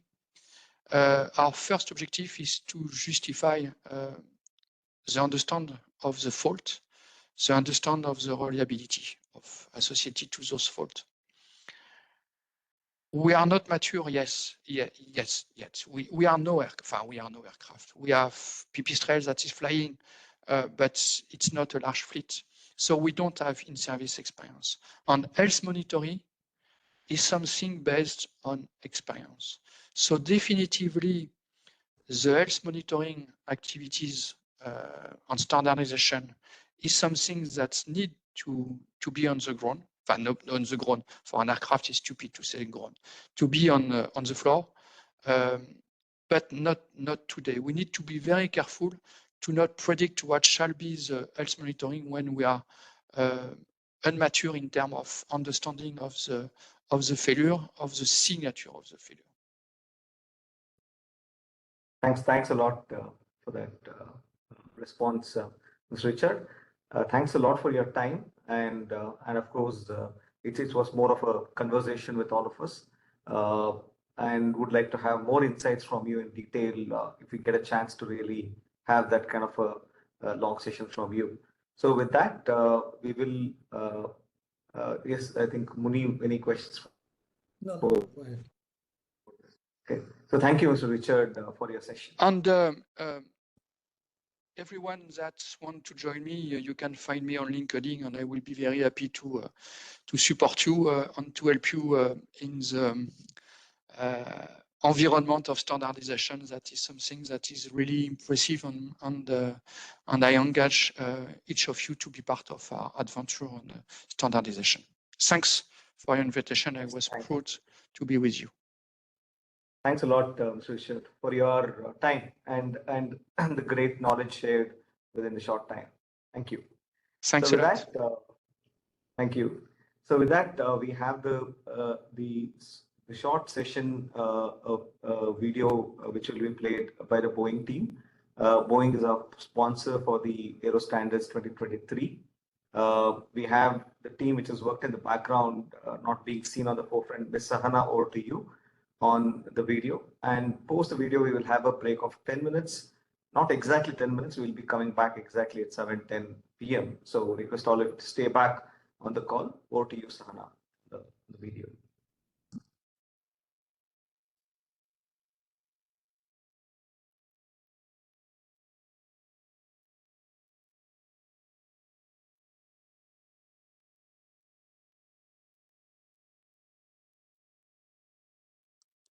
Hi, Shripat. Let me know if you're not able to hear it. We can hear you. Maybe It's play the late. video. No audio.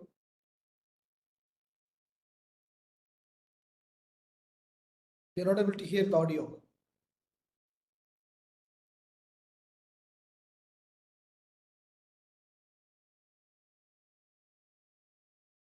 When you're sharing it, it says share computer audio. Then it will give you the audio as well.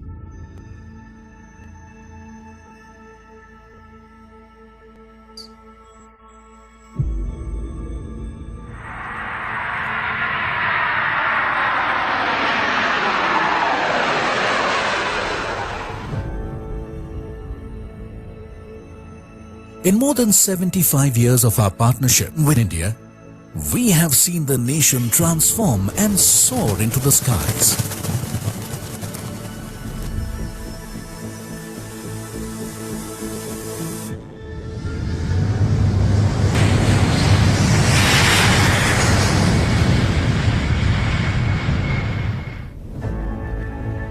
It's a matter of great pride for us to have played an important role in the mission readiness and modernization of the country's defense forces, a relationship that goes back to the Second World War.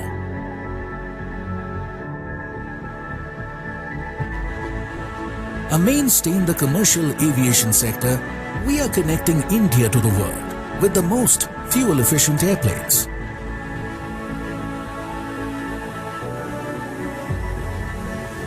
And it is here in India that we see the future of aerospace unfold. Innovators brimming with ideas, engineers converting imagination to reality. Leveraging this potential is an incredible opportunity, not just for India, but for the world.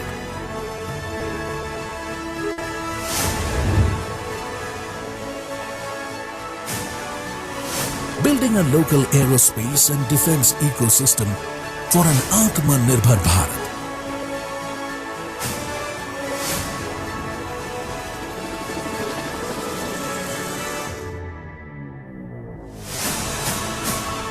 Investing in local partnerships and nurturing homegrown talent.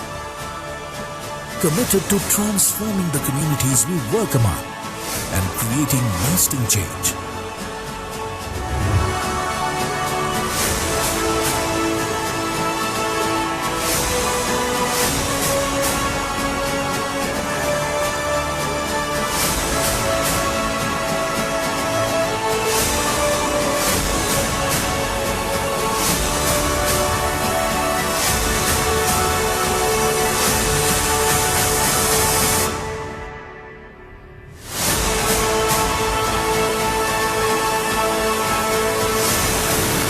We are bringing the best of Boeing to India and the best of India to Boeing.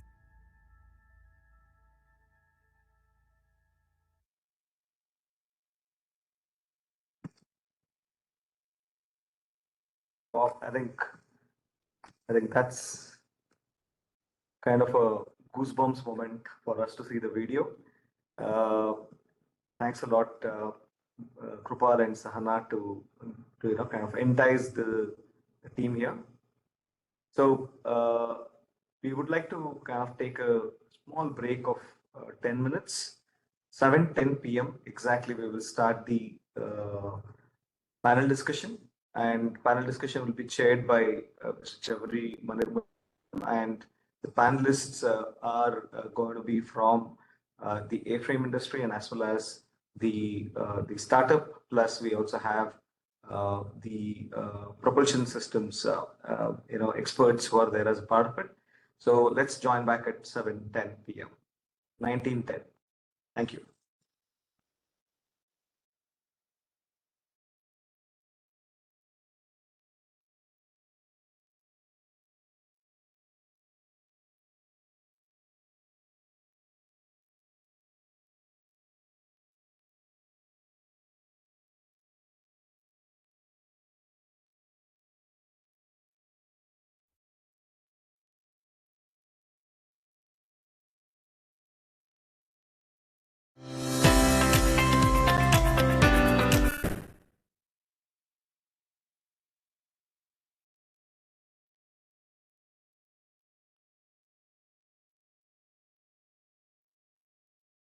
Ryan is our Chief Engineer for Sustainability and Future Mobility, also a position we never had before in the company. Aerospace and our company's purpose is to protect and connect and explore our world and beyond. And it might just sound like a slogan, but if you think about it, very few companies in the world actually have a role in that. And as we go forward, we're going to have to do it more safely, we're going to have to do it more sustainably, but it is an important purpose in the world. So today, we're going to talk a little bit about that future of flight. We're going to unpack this term for you on everything for zero. And we're going to show you Cascade, which is a digital tool that we've created.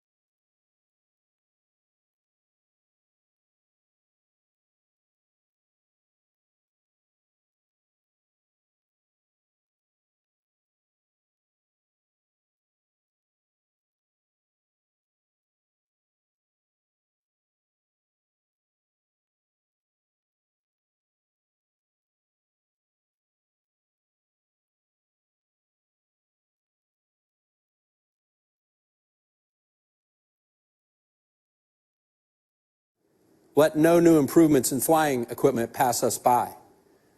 Some 30 years later, Bill Boeing and the Boeing Company made the world smaller with the introduction of the jet age and the 707. An additional 10 years after that, we helped humanity walk on the moon. This company helps humanity take flight in every sense of the word. And as we go forward, aviation will grow and need to get more sustainable.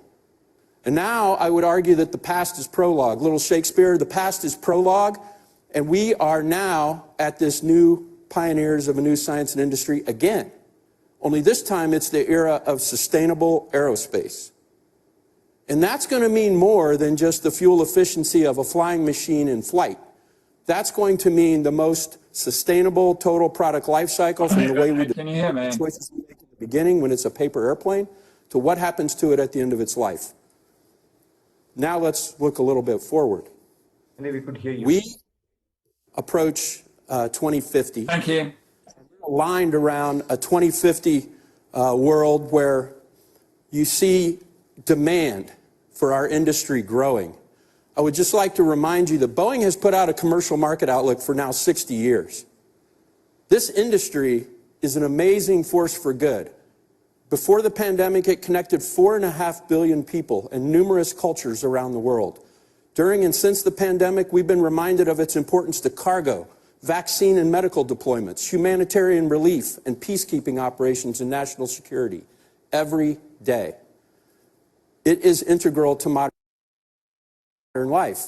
And as we go forward for the next 20 years on the commercial side, we see 41,000 and some airplanes that are going to be needed by the world, both to replace less fuel-efficient airplanes and to generate the kind of growth that we forecast globally for this industry. So it's a growing industry. And that industry has aligned as we move forward.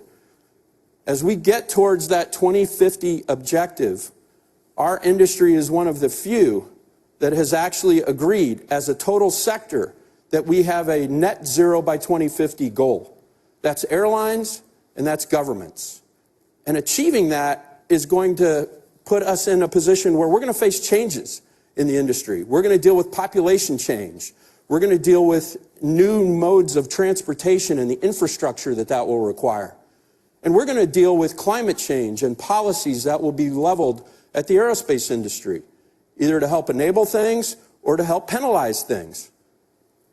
That's the landscape we're going to live in as we march towards 2050. So our cities are going to get bigger. We anticipate that some 70% of the world's population are going to live in these cities. People are going to want to move around them differently, move between them differently. It's going to require new infrastructure. And when we think about our airports, the 10 billion people that are going to travel as we approach 2050. What kind of infrastructure is that going to require at airports for throughput, intermodal efficiency for transportation, automation? These are all things that are going to grow and need to be solved as our industry moves towards 2050. And we are going to face more policy from climate change. We're already seeing it. But let's remember that this is a force for good in this industry. 180 million jobs generating nearly 9 trillion of economic activity. I would argue it's integral to modern life. It's integral to us as human beings, exploring and connecting everywhere in the world. But as I mentioned, we will face policy, and we're seeing that policy today show up around climate change. If you look at the things on the left side of this chart, these are all things we see in the world already today. Net zero by 2050, disclosure requirements around carbon emissions, short-haul mandates, taxonomy on what will even be considered a sustainable technology to invest in by a government, and certainly the rise of more and more renewable energy. And we're already seeing the implications of that in our industry. We see sustainable aviation fuel blending mandates. We see governments starting to invest in renewable and green technologies. We see more and more incentives around these things growing, and we also see the price of carbon that is going to enter most companies and most industries. So we will face additional policy going forward as an industry. But I would just like to put our industry in context when we think about those global carbon emissions. 2.6% of the world's carbon emissions. If you set that up against the rest of the world, you will see where we fall against some other industries that we all deal with every day. To put that 2.6 in context, cooling industry, air conditioning, 4 to 5 times more than aviation. Cement mixing industry, 3 times greater than aviation. But when we look at transportation, we're 12% of that. And as you look around that circle, you might argue that those other industries are a little easier to abate and may have more solutions to decarbonize as we go forward versus this hard to abate industry that we love called aviation. And it's growing.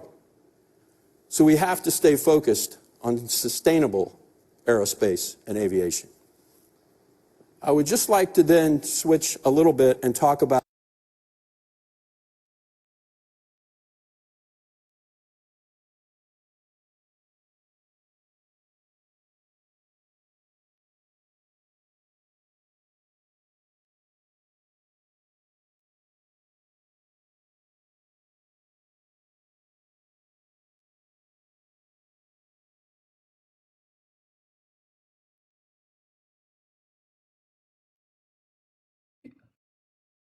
Sripati, you are on mute.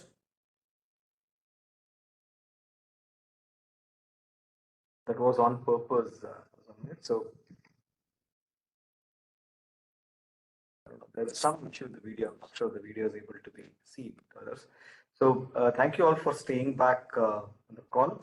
So we will now have the panel discussion. The panel discussion is moderated by Mr. Chaviji Munirattam. He's chair SAEINDIA Aerospace Forum. And the panel members are Mr. Andrew, Mr. Andy. And then we have, he's from the Boeing company. And then we have Uma Maheshwar. And the third member is Mr. Dimitri from MathWorks.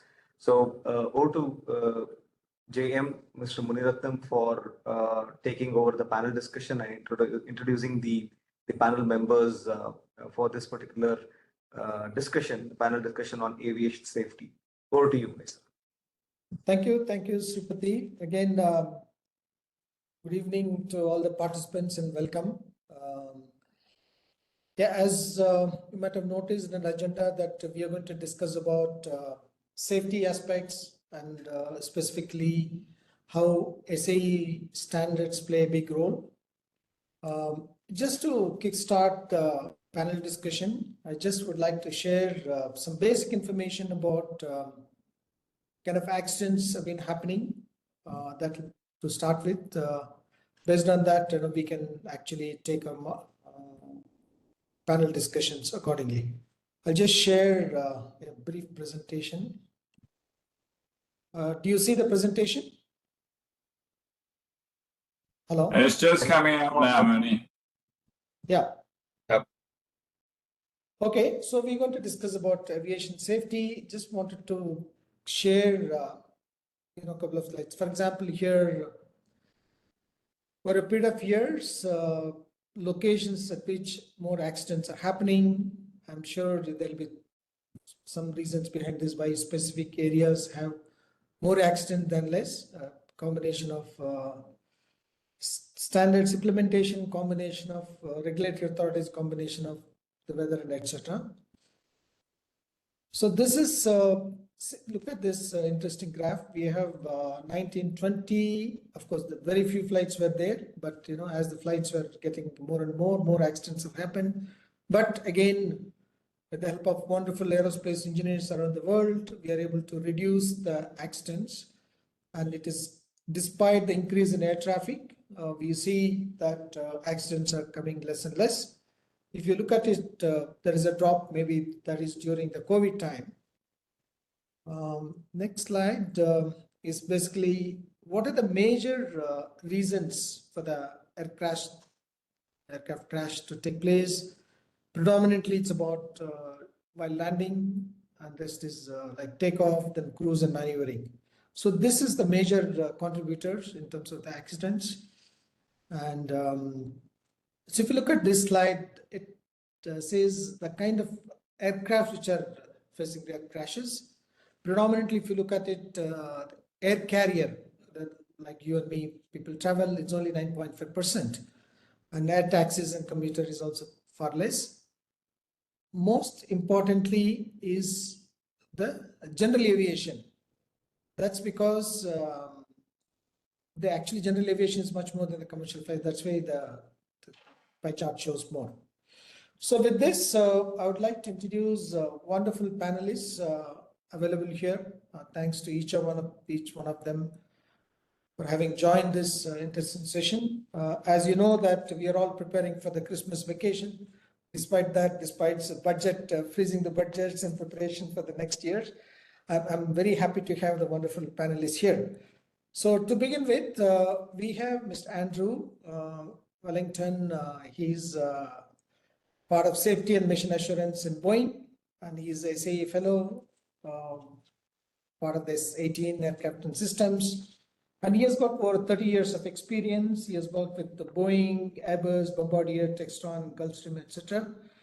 And he also interestingly worked on Dash 8 Q400 program. Then he also worked on electronic controller in 1996, and he was early user of ARP 4754 and ARP 4761 standards.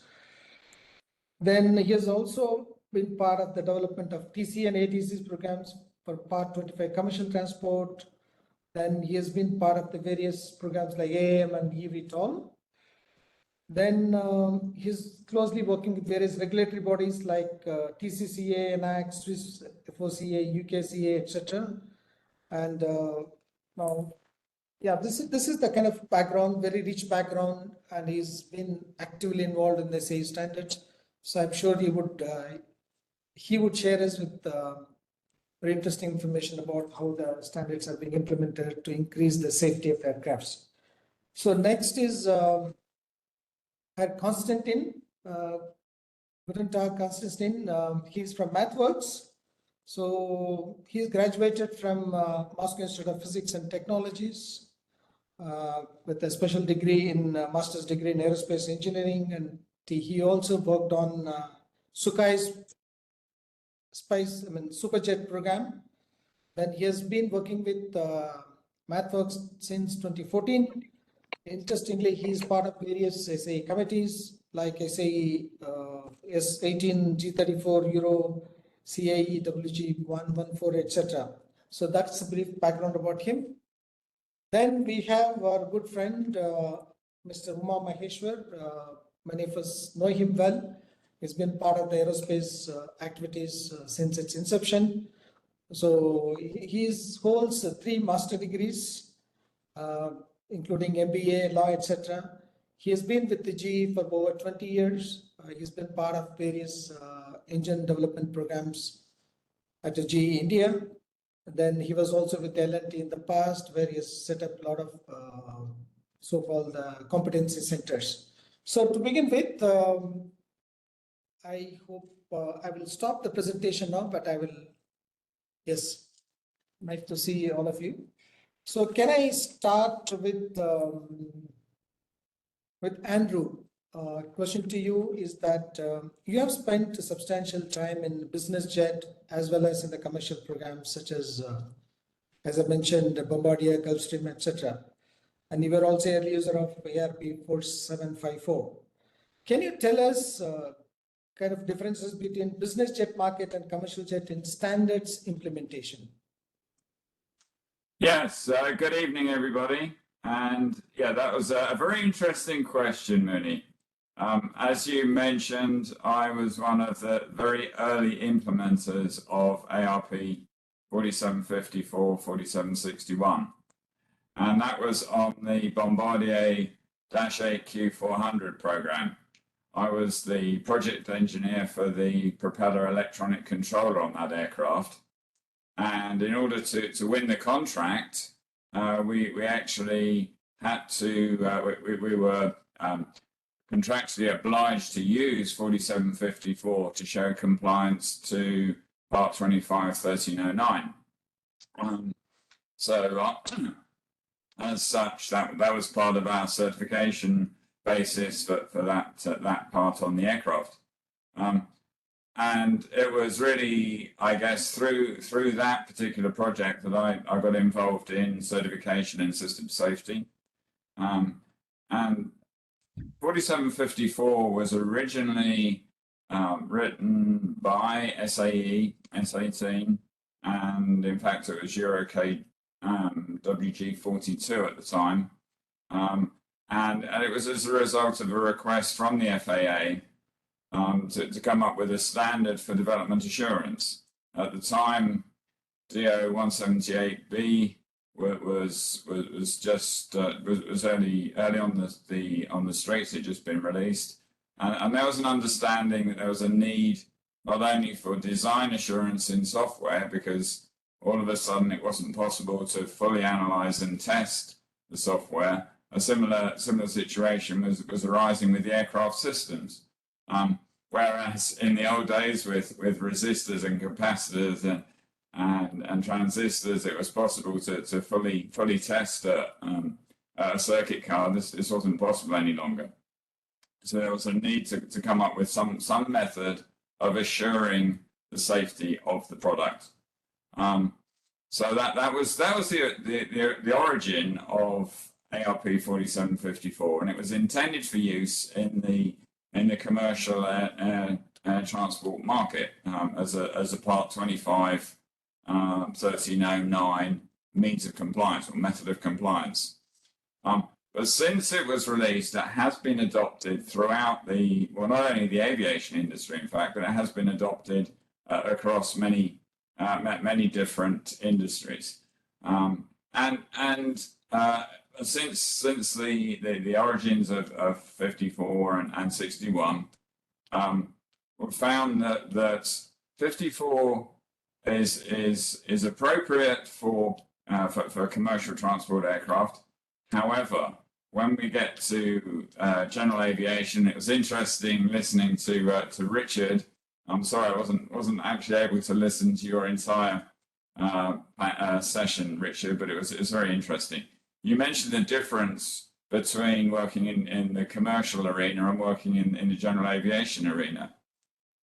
Within the general aviation arena, partly because of the safety continuum, and again, you showed the chart there, the number of accidents versus the year, and basically you can look at the safety continuum in terms of the very light aircraft, the general aviation, going up to the large transport aircraft, and so with the general aviation, the advisory circulars for Part 23 don't require the same level of design assurance that the Part 25 do.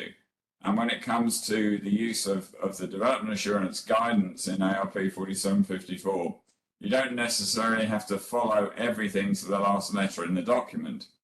And the process of adapting 4754 for use in general aviation is termed tailoring. And this is something which has in the past promoted some discussion with the authorities, and it isn't necessarily accepted by both FAA and EASA in the same way. But basically, with general aviation, the certification basis is usually defined and the means of compliance in terms of use of some means of compliance such as ARP 4754, but it wouldn't be the entire 4754. So that there is a difference between the application of the standard in Part 25 in large transport aircraft and in general aviation. I hope that answers your question. I've been rambling too much, Minnie. Yes, thank you, Andrew, for just really taking over the entire journey of the development and also what are the differences. Really appreciate that. Thank you so much. So I'd like to ask Konstantin, you have been involved with most of the committees like S18, G34, and also Euro, CAE, etc. What is your view on the evolution of standards implementation in military programs, as well as, of course, the civilian, but mostly the military? How has that been the journey in terms of standards implementation?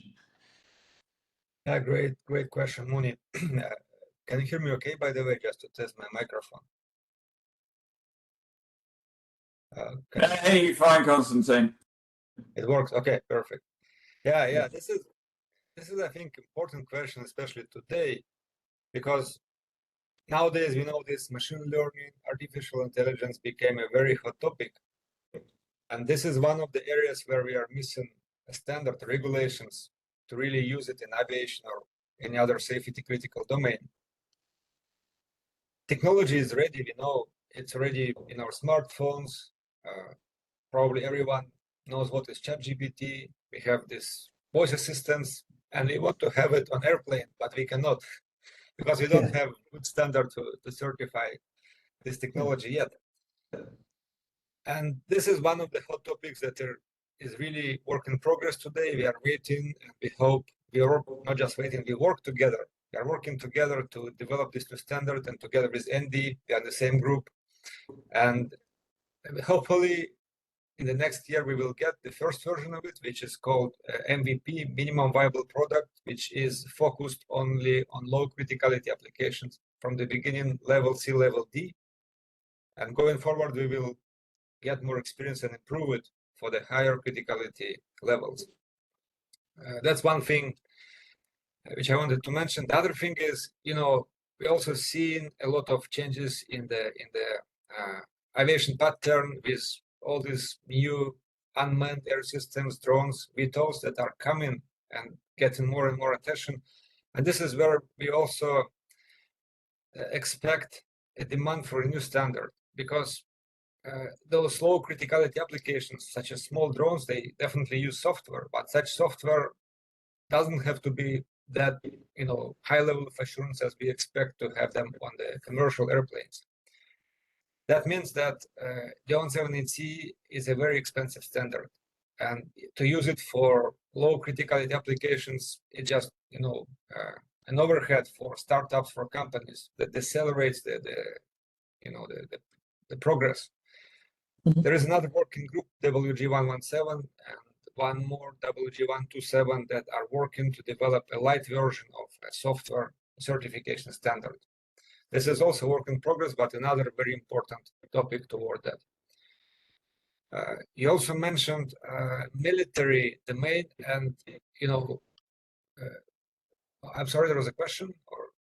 Yes, no, I just wanted to understand the standards implementation in the military programs. So sometimes we are not fully aware, but how does it happen? Okay, first of all, we definitely can just make assumptions based on the data which is in the public domain, right? Because this is what we know and that's what we can discuss. For example, you mentioned that I also part-time work in the Technical University of Munich. This is my second job, and just recently I was supervising a master student, and she was actually researching the topic of ML certification in the military domain. This is definitely public data, and I think mainly the military domain just try to reuse the best practices from the civil domain, such as Beyond 17C or other standards, to the extent to which they really can afford. Because on one hand, they want to be, let's say, developed to the high level of assurance. On the other hand, sometimes they just can implement things in a more simple way. And this is where they can use, let's say, alternative means, such as for ML, there is that so-called black box certification approach where they can rely on the high-level testing to get to certain level of confidence that system behaves as intended. And this is what they also investigate as a potential means of compliance, as an alternative way for civil standard that, for example, for ML do not exist yet. Okay, Does in it fact, answer your question? Yeah, I heard that some of the mill standards would also be coming under SAE standards. Yeah, I know that some of the, not some, but many civil programs also rely on the mill standards in the domains where they are shown as, the best means of compliance. But, again, if we just rely on the information that we have, and for military, I would say many important things are not really in the public domain that we cannot know for sure. True. Yeah. Thank you, Constantine. Umar, you there? Yep. Yes, Muni. Thank you. Yeah. Okay. So, as I mentioned to the participants here, Umar has been with GE for about 2 decades. So my question to you, Umar, is that you were actually a very key team player and a leader in various programs in GE for the last 20 years. So how has been the implementation of safety aspects in the engine development which has taken place in India, which is a global program, but yeah, how did the Indian engineers with the global support, or how did they scale up to that requirement? Yeah, thanks, Muni, for asking the question. I want to, before I answer specific question, Muni, I think it's important to just set the context so that the audience know the importance of flight safety. So first and foremost, aerospace or the aviation is really the most safest mode of transport.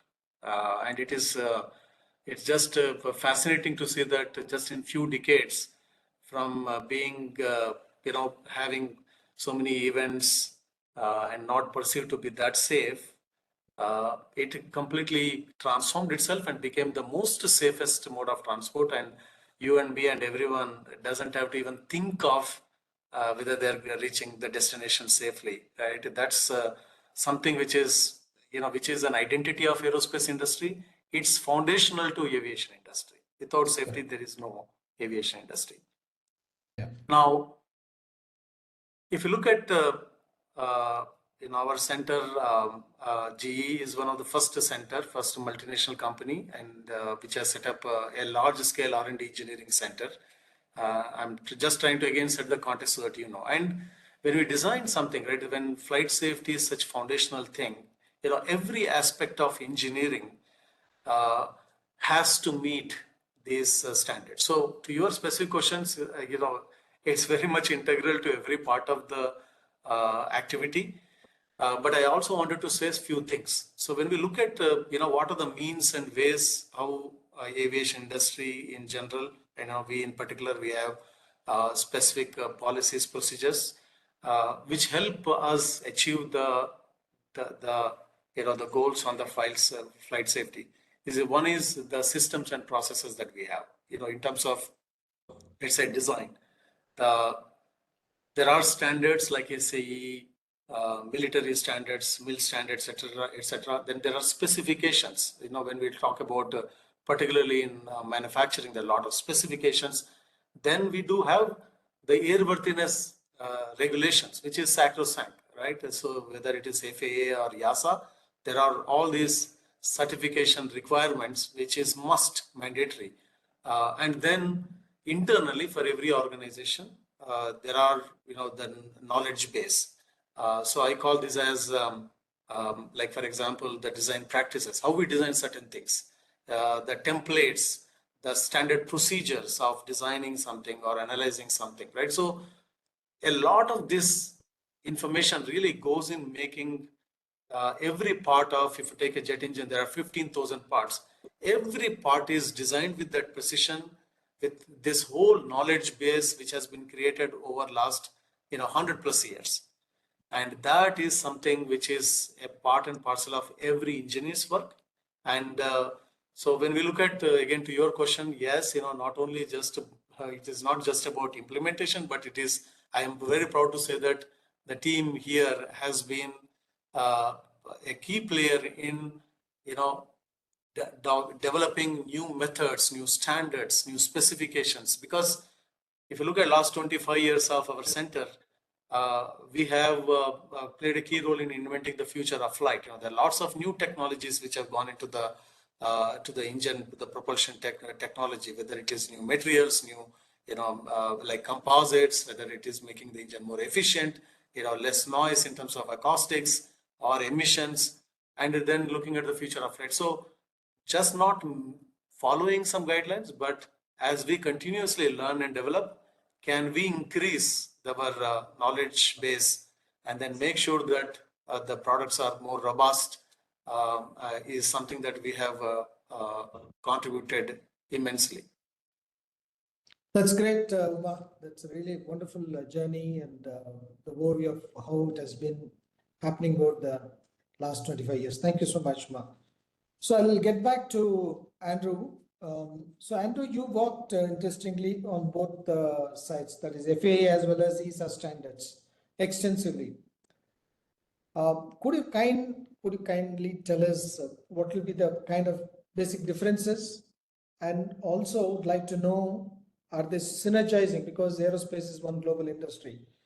So is there a synergy happening in certain areas? How is it happening? Okay, well, that's a very interesting topic, Muni, and I'd just like to say, before I say anything, that I'm speaking for myself. I'm speaking as the vice chair of S18 and as a member of the Enterprise Safety Mission Assurance team at Boeing, but I'm speaking for myself. Yeah. So what I'm saying is not Boeing opinion or anything. It's Andy's opinion. As I mentioned earlier, really the first civil aircraft program that I worked on was that Dash 8 Q400 using ARP 4754. I was working for a company in the UK called Ultra Electronics Controls Division. We were working with Bombardier in Canada.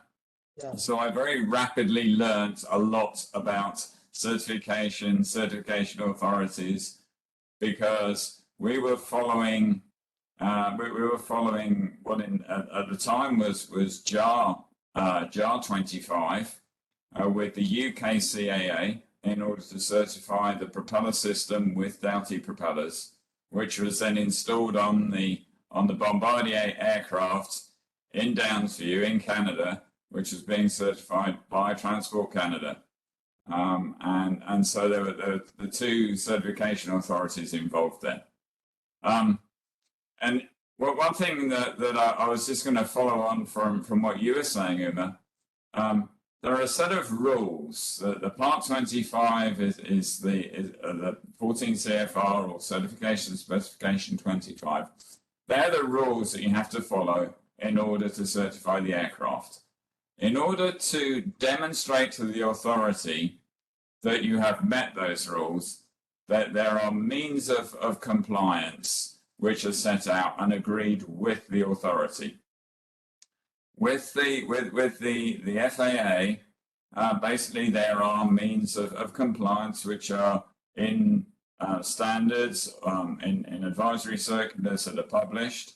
And there's also, if there's anything new or novel on the aircraft, there are issue papers which the FAA write for those requirements which go over and above what's written in the rules and over and above what's in the industry standards like SAE 4754, like RTCA DO 178C. Those you can use because they are accepted. But the issue paper will call up how you're going to show compliance with the regulation. On the EASA side, they have a very, very similar system. The certification specifications, if you read them, are very similar to the 14 CFR Part 25 regulations. There are differences. There is a desire to harmonize the specifications, but personally, I'm not holding my breath for the day when the regulations are identical. They're harmonized, but there's personalities involved in producing the regulations. There's always going to be people's opinions that differ between EASA and the FAA. But within EASA now, EASA basically took over from the Joint Aviation Authorities, the JAR regulations, which were in force at the time that the propeller controller for the Dash 8 Q400 was certified. So the EASA regulations, again, very similar. They have certification specifications, and they have what they call CREs, certification review items, which are very similar to the FAA issue papers, and they set out means of compliance to the certification specifications for the areas where there's no guidance out there currently in terms of advisory circulars or industry standards that can be used. So from that perspective, you have issue papers and you have CREs, both doing basically the same thing. The actual regulations, the rules, the 14 CFR and certification specification, very similar but not identical. So yeah, from that point of view, there are changes. You do find when you go through a certification program, if you intend to operate the aircraft in the United States and not go outside the United States, then you can apply for FAA certification. You wouldn't need to apply for any other validation of that certification. However, if you're going to operate that aircraft outside of US airspace, then you have to comply not only with the FAA regulations, but with regulations for wherever you happen to be operating your aircraft. So frequently, you can either have a concurrent certification program where you work with both FAA and EASA to certify the aircraft, or you can work with the FAA and then have a follow-on validation by EASA. So both of those are methods that you can use, and again, it will depend quite often on your business case, how you decide that you want to play it, whether you're going to have a concurrent certification, depending on your customer base as well.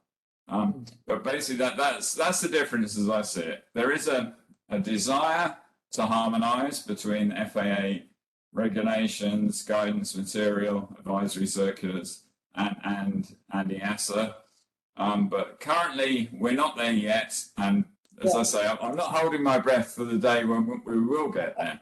But interestingly enough, getting back to my favorite regulation, 1309, there's been an advisory circular 251309-1A, which has been out there for so long that it was actually written on a typewriter. And it's a scanned version, which is there in the Federal Register today. But that advisory circular has not been updated. The equivalent AMC from EASA has been updated, but for the longest time, every certification program that I've worked on has used basically the content of the EASA advisory circular, and it's been called up by an FAA issue paper. So from that perspective, even though the FAA AC and the EASA AMC look different, if you look closely, you can see there's an issue paper which calls up what's called the Arsenal version draft AC, which is word for word equivalent to the AMC. So from that perspective, there's a lot more similarity than you might think between the authorities.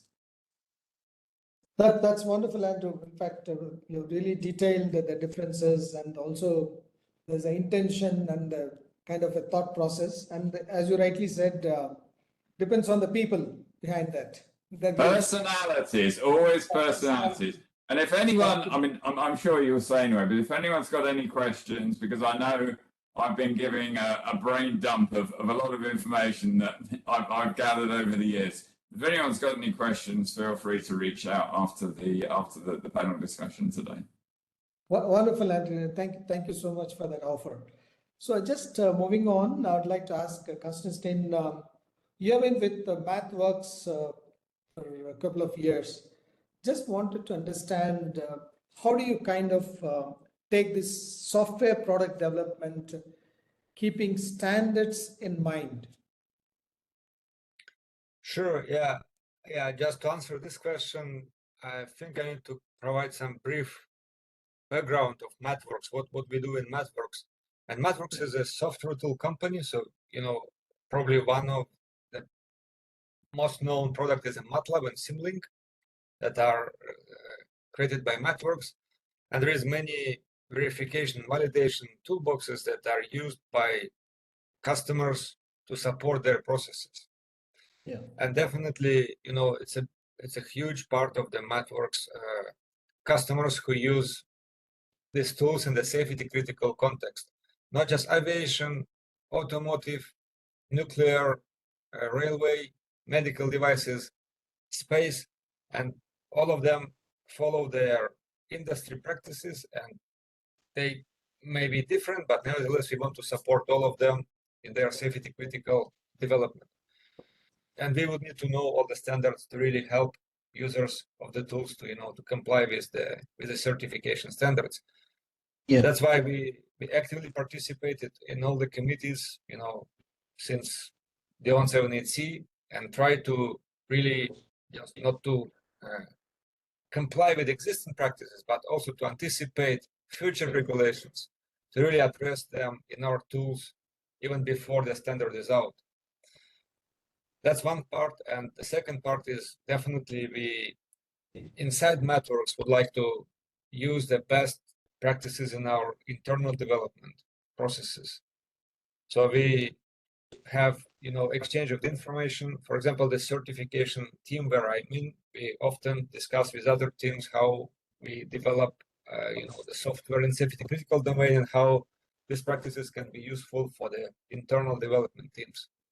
That's another aspect of this question. Yeah. Okay. Thank you, Konstantin. Yeah, we have another 6 minutes. I'll just have one interesting question to Uma. Uma, you are also masters in law, aerospace law. So could you throw some light how young engineers can kind of get into this to be part of the regulatory aspects? Because regulatory requirements are important and you cannot escape from that, but how do engineers can actually benefit from these kind of programs? Yeah. So, I must tell you that I'm not, my motivation of pursuing aviation law was totally personal, Muni, because, I'm the chief engineer of the center here. And I was very fascinated to know about all the different regulations. If you take FAA or EASA or various regulations in aerospace industry, it's fascinating to see that there is an origin. There is a reason why these rules exist. And over a period of time, all these rules, whether it is FAA or EASA or other countries, there was a lot of synergy. But if you look at each of this regulation on how do we certify an aircraft or an engine or avionics or whatever, there is a huge history and there is a rationale on some of these things. So that has motivated me to go and pursue this so that I have a better picture of what's the history and what's the origin of certain things. Because when we look at whether it is FAA or EASA, like for example, the Part 25 for aircraft certification or Part 33, which is for propulsion systems, you will get to know what we must comply in order to meet the certification requirements, right? Or the way the aerospace industry functions in terms of, let's say, how airlines, code share, or the kind of agreements they have, right? It's a highly regulated industry, not just only from product point of view, but how airlines operate, how the local regulators come into picture, whether it is from design, whether it is from manufacturing, whether it is for servicing or repair, right? This entire industry is fully regulated industry. Correct. So that was the reason, since I'm the chief engineer and the safety is such an important thing and it has a lot of history and the heritage of the regulatory framework, I pursued.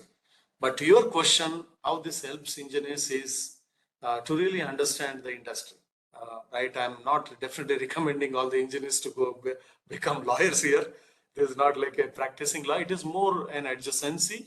If your role is to do with flight safety in a more active role, then it is definitely valuable to understand how this whole industry functions from a business model standpoint, from an operating mechanism standpoint, and also to know some of the rationales in certification and that design.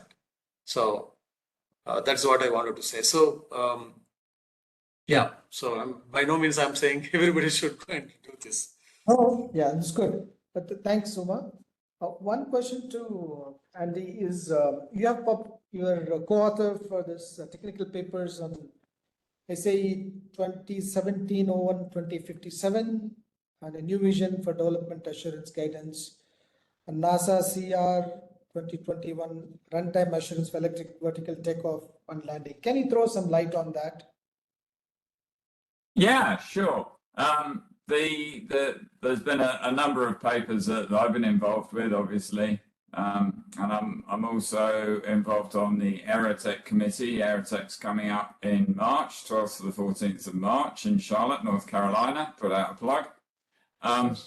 But yeah, so I've been involved in a number of papers. The two that you've mentioned there, the first one basically was a forerunner. That paper was a forerunner to an AIR, AIR 7209, which is now available, which is basically a means of showing development assurance, which is, it lists the fundamental principles. I mentioned earlier how originally 4754 was written with the goal of providing guidance for Part 25 large transport category aircraft. When it comes to the smaller general aviation aircraft, and today eVTOL aircraft even, I mean, I've worked on a couple of eVTOL aircraft where they have used 4754 as one of their means of compliance, but they have tailored it. They haven't used the complete document as it stands. That particular paper, as I say, was a forerunner to the AIR. What that AIR does is it sets out the fundamental principles, what you have to do. And you're then able to use 4754, or you can come up with your own means, providing you're able to demonstrate that you meet those fundamental development assurance principles. Rather like, you may have heard of the overarching principles, which is, again, I think it was kicked off by the FAA and by the authorities as a means of trying to come up with some top level requirement for development and design assurance. And basically, I mean, one of my favorite comments when I'm talking about defining aircraft functions and coming up with a set of aircraft functional requirements, ultimately, you can take everything up to the ability to aviate, communicate, and navigate. Those are the three fundamental functional requirements for an aircraft. And the same way, the overarching principles when it comes to being able to show development assurance or design assurance, doesn't matter whether you're talking about a system, software, machine learning even, you have to be able to show intent, you have to be able to show correctness, and you have to be able to show inaccuracy. And those are the three principles, and everything stems down from there. So basically, that was the intent of the principles for development assurance, which were originally in that technical paper, now in the AIR document 7209. The other paper you mentioned was really, really interesting. Some time ago now, MIT came up with the STPA process, or STAMP as it's been termed, which is another way of looking at the safety assessment process, looking at how you're able to assign any criticality to a particular failure or event that happens on the aircraft or with your propulsion system or with your propeller system, whatever. That work with NASA, we looked at both the traditional 4754, 4761 process, and we looked at the STPA process, and we looked at how those two processes could work together to come up with a more robust solution to the problem. And again, there's an AIR which is currently under development within S18, which is doing exactly the same thing. It's looking at the benefits of using the 4754, 4761 process, and the benefits of using the STPA process, and how they fit together, how they interlock to provide a combined solution. But there's lots of papers which are coming up for Aerotech in March. There's also the Aerospace Journal, which I'll mention. There's an issue on that coming up, which deals with autonomy and UAS aircraft, which is a special edition. So all of these papers, they do help to basically sow the seeds for future standards work, if you like, in a lot of cases. Okay, thank you, Andrew. In fact, we have just a couple of minutes. I would like to kind of actually go through the questions raised in the chat box.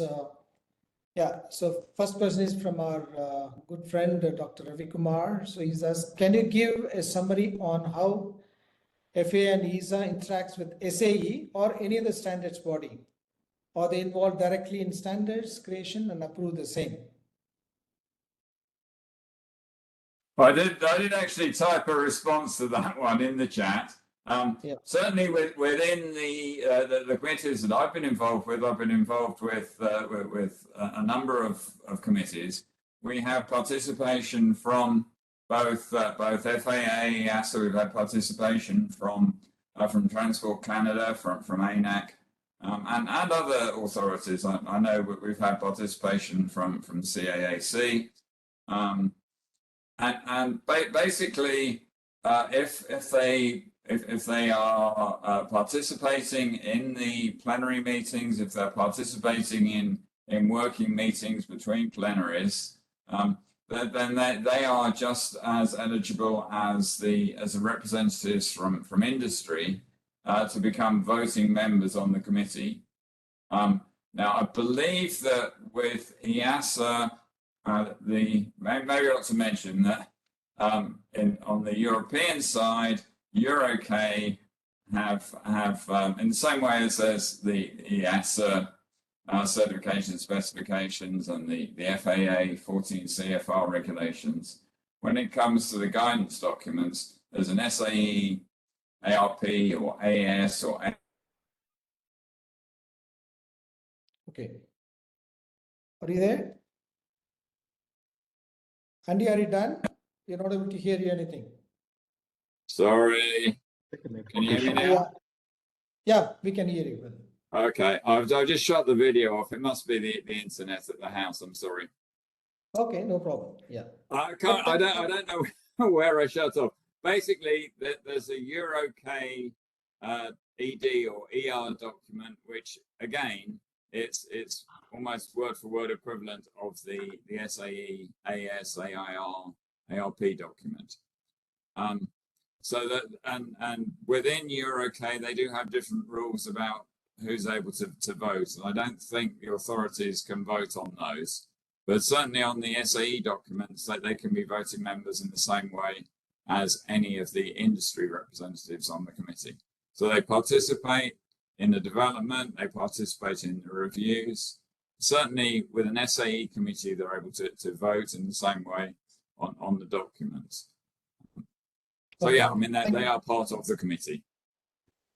Thank you, Andy, for wonderful answer. There is a question to Uma.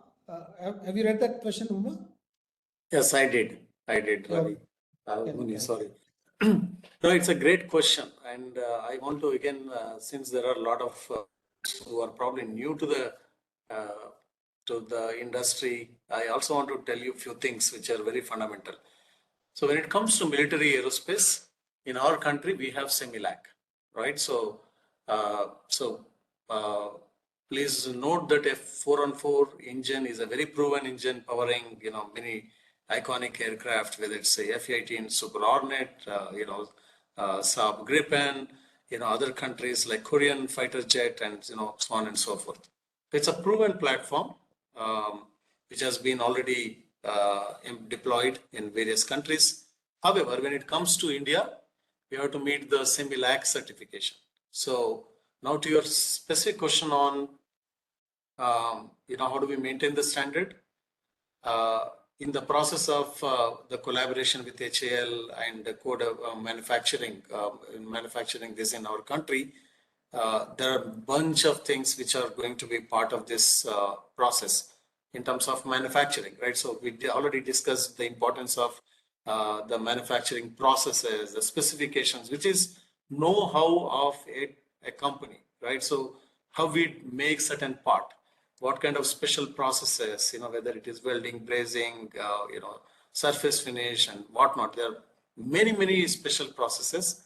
All these are detrimental to the technology and also the airworthiness in many ways. So we are going to work with HAL in sharing this information and knowledge. And so it's exactly the same thing, right, that we do whether in US. And that's a collaboration model that we are going to work with HAL and the supply chain, so that we have the product which meets all the requirements, including the airworthiness requirements of the local authority. And just to tell you that we have already gone through the first few versions, right? The F404 engine, which is powering the INX, the first version of the aircraft, which has already gone through and deployed. And so absolutely we have a very good working mechanism and also the process, so that we can transfer this knowledge and information and maintain this safety standard. Thank you. Hope this answers. Thank you for the clarity. Yeah, gentlemen, as we have said that 8 o'clock, of course, the Indian time, 8 o'clock is the cutoff time. So in case you would like to share each one of you a couple of points, please do share because your time is. Yes. Yeah. Maybe I'll start. So I know this is a forum which has a combination of people who are from industry, from academia, and representation from various organization. I want to tell one thing. Irrespective of the organization that we represent, since we are all part of the aviation industry, please note that flight safety is paramount. Without flight safety, there is no aviation industry. So it's our responsibility as engineers, as professionals, to safeguard this. And there are two things I would request. One, we can have a whole different discussion on how small things matter when it comes to flight safety. So if you see something, say something, right? Don't think if you are working in some service provider, you don't think your role is not important, right? Somebody else will take the call whether it is right or wrong. every one of us have a role. So if you see that something is wrong, so please raise the concern, go to the authority and make sure that you are convinced and we are doing the right thing. Okay, we tell to everyone, this is not about any particular organization. We all have collective responsibility, because only then we can see the aerospace industry growing. And while we are going through a huge challenge of how do we make this sustainable flight with whole new architectures, technologies, it's important that nobody is saying that while we are introducing these new technologies and new architectures and whole different concept of flight, we are going to reduce our expectation on flight safety, right? So we are going to actually improve this from where we are, and we are going to work on this. So please think about it. Every one of us have a responsibility. Second, if you are leaders in the organization, please make sure that we have the right culture, right? The ability to listen, the ability to act. And this looks very primitive, very fundamental, but these are really foundation for flight safety. So I just wanted to share and call out this. Thank you very much. Yeah, that's great. And if I can just step in quickly with two things as well, very, very quickly. One, if I have piqued, or if we've piqued your interest, we do have availability on the committees. Feel free to reach out. And the other thing, going back to your slides at the beginning, Muni, the slide which showed the different flight phases where accidents occurred, and obviously takeoff and landing are the two biggest areas of accident events. I remember years ago when I was doing my training for a parachute jump, the parachute instructor said that flying was the safest form of transport, and that the most dangerous times when you're flying at takeoff and landing. So if you jump out of the aircraft mid-flight, then you're reducing the risk by half. Oh, that's nice. Yeah, Constantine, I would like to share some of your views. Yeah, a great discussion. Thanks a lot for inviting me to that panel. One thing that I wanted to mention, because definitely the safety is the highest priority, and I would say that the standardization is toward making safety still affordable, because we can build a perfect airplane, but what would be the cost, right? And we should find the right balance between the safety and the cost. And this is, I think, where the standardization committee are really working hard to make it practical from the both safety standpoint and the actual commercial availability standpoint. Thank you. So with this, I would like to end, and I wanted to thank all the excellent panelists with your rich experience. It was a great insight into each of your areas. It was quite a learning for all the participants as well as for me. Sincerely appreciate that. On behalf of SAE India Aerospace Forum, I would like to thank each one of you. And also I wish you a good Merry Christmas and Happy New Year. And the same to you, Muni. Thank you, everybody. Thanks, everyone. Great. Thank you. Over to Vinay, if I'm right. It's over to Ravi now for the standards and how to participate in the committee, and then later over to Vinay. Yes. So yes. Thank you all for the panel discussion. Thank you, Mr. Muni. Now I would like to invite Mr. Ravi Kumar GVV for the session on Introduction to SAE Standards Committee and how to participate in these particular committees. And I think these questions came in during the sessions from Boeing and Airbus and Lilium on how do we participate in the committees. Do we have Dr. Ravi sir here online? Yeah, he's there. He's on mute. Okay, yes, great. I'm there. Are you able to hear me? Yes, we can hear you, sir. So I'd like to invite Dr. Ravi with a short introduction. So Dr. Ravi Kumar GVV, who is the Vice President and the Head of Advanced Engineering Group at Infosys, and also our SAE Aerospace Forum member. And he's a leader of thoughts and literally a guiding factor for us. So currently heading the advanced engineering group at Infosys. So he has led numerous innovation applied research projects for more than about 25 years. His area of expertise include mechanical structures, systems, knowledge-based engineering, composites, artificial intelligence, robotics, autonomous systems, AR, VR, and Industry 4.0. So he's involved in the development of commercial products like Autolay, Nia Knowledge, and Kriti 4.0. So he contributed to many Industry 4.0 implementation projects and played a key role in the development of Industry 4.0 Maturity Index under the umbrella of Acatech, Germany. He is involved in the design and development of advanced robotics and autonomous systems, member of HM1 and past chair of G31 Technical Committee of SAE International, and is contributed to the aerospace standards development in a very active way. So Dr. Ravi Kumar has published more than 60 general technical papers and contributed 5 patents, and he has PhD and MTech in applied mechanics from IIT Delhi, BE honors from BITS Pilani, India. He conducted many international conferences, events and competitions, and chair and member of the technical and organizing committees. He has won many awards, including James M. Crawford Executive Standards Committee Outstanding Achievement Award from SAE International, Role of Honor Award from SAE India, Corporate Excellence Award from American Society of Engineers of Indian origin.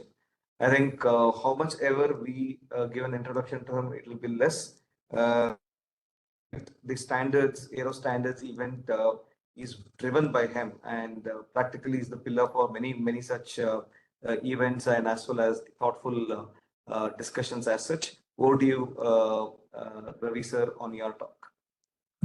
Thank you. Thanks a lot, Sripati and the entire SAE India Aerospace Forum for giving me this wonderful opportunity today. As you all have seen, wonderful presentations and the panel discussions about the standards and also the safety and sustainability aspects in the aerospace industry. Right?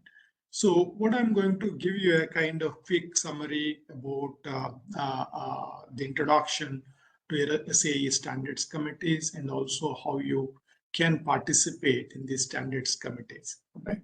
And in fact, as Sripati mentioned, these are some of the questions that you have.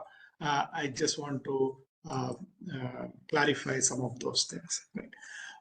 Before getting into the next set of details on how to participate in aerospace standards committees, just want to give you a kind of quick overview on the SAE aerospace standards. Right? So if you look at this SAE aerospace standards, it has more than a decade, more than a century experience in terms of SAE aerospace standards development.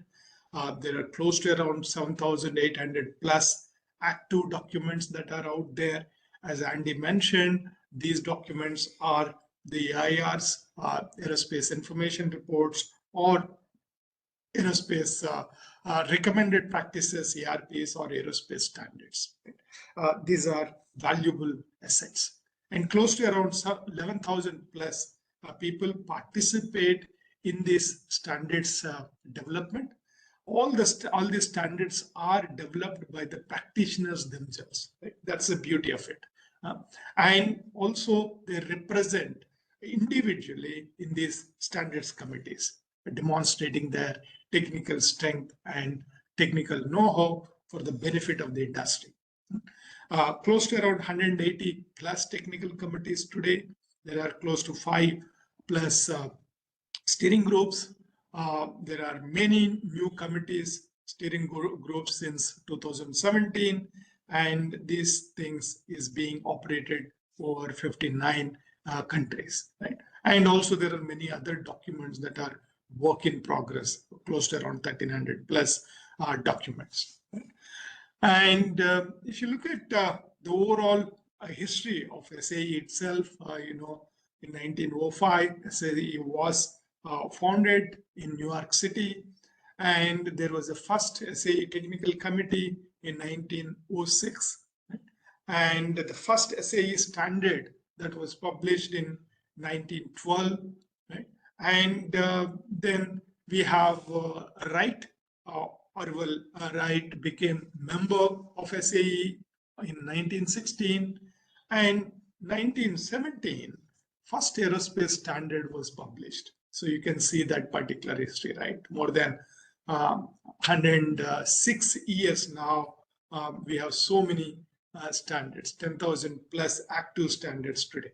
They're all for the highly specialized applications like the aircraft, automobile industry, and also there are common procedures and best practices that are out there. Right? And SAE itself is organized in multiple councils, automotive, aerospace, off-highway, and things like that. But today's discussion, we will restrict to Aerospace Council because all of you belong to the aerospace industry. And you can see this particular page in SAE International. Right? This is more like the organization's chart of SAE Standards Committee. So you have the highest governing body, which is essentially Aerospace Council. Right? Under the Aerospace Council, there are various technical groups, right? And committees, basically group committees. And each of these group committees are headed by a chair, who is a renowned person. Right? And you can see here, there are some of these standards put in terms of Gs. Right? These are all Aerospace General Project Systems Group Committees. Right? There are certain standards starts with A, and you can see here Aircraft Systems Group Committees. All the system group committees comes under that A umbrella, right? And also AE is in the Aerospace Electronics and Electrical Systems Group, and many other technical committees that are out there. And you can see, look at any of these areas of interest, whether you are an airframe person or engine person or the avionics person, you can look at and see which committee you want to participate, right? So this gives a kind of quick summary, so you can just browse through these committees and you can choose any of those committees where you want to contribute. And of course, you can be more than one committee as well. But the thing is, you have a limited bandwidth, and it is better that you prefer one or two committees and contribute to the maximum. Right? That's what I suggest. And move on to the standards development process itself, right? How these standards are being developed. Right? So any standard requirement is initiated by a set of people in the particular committee, and they identify the need to develop such document, and they will initially draft that particular document, right? And then once it is done, it goes for a ballot, right?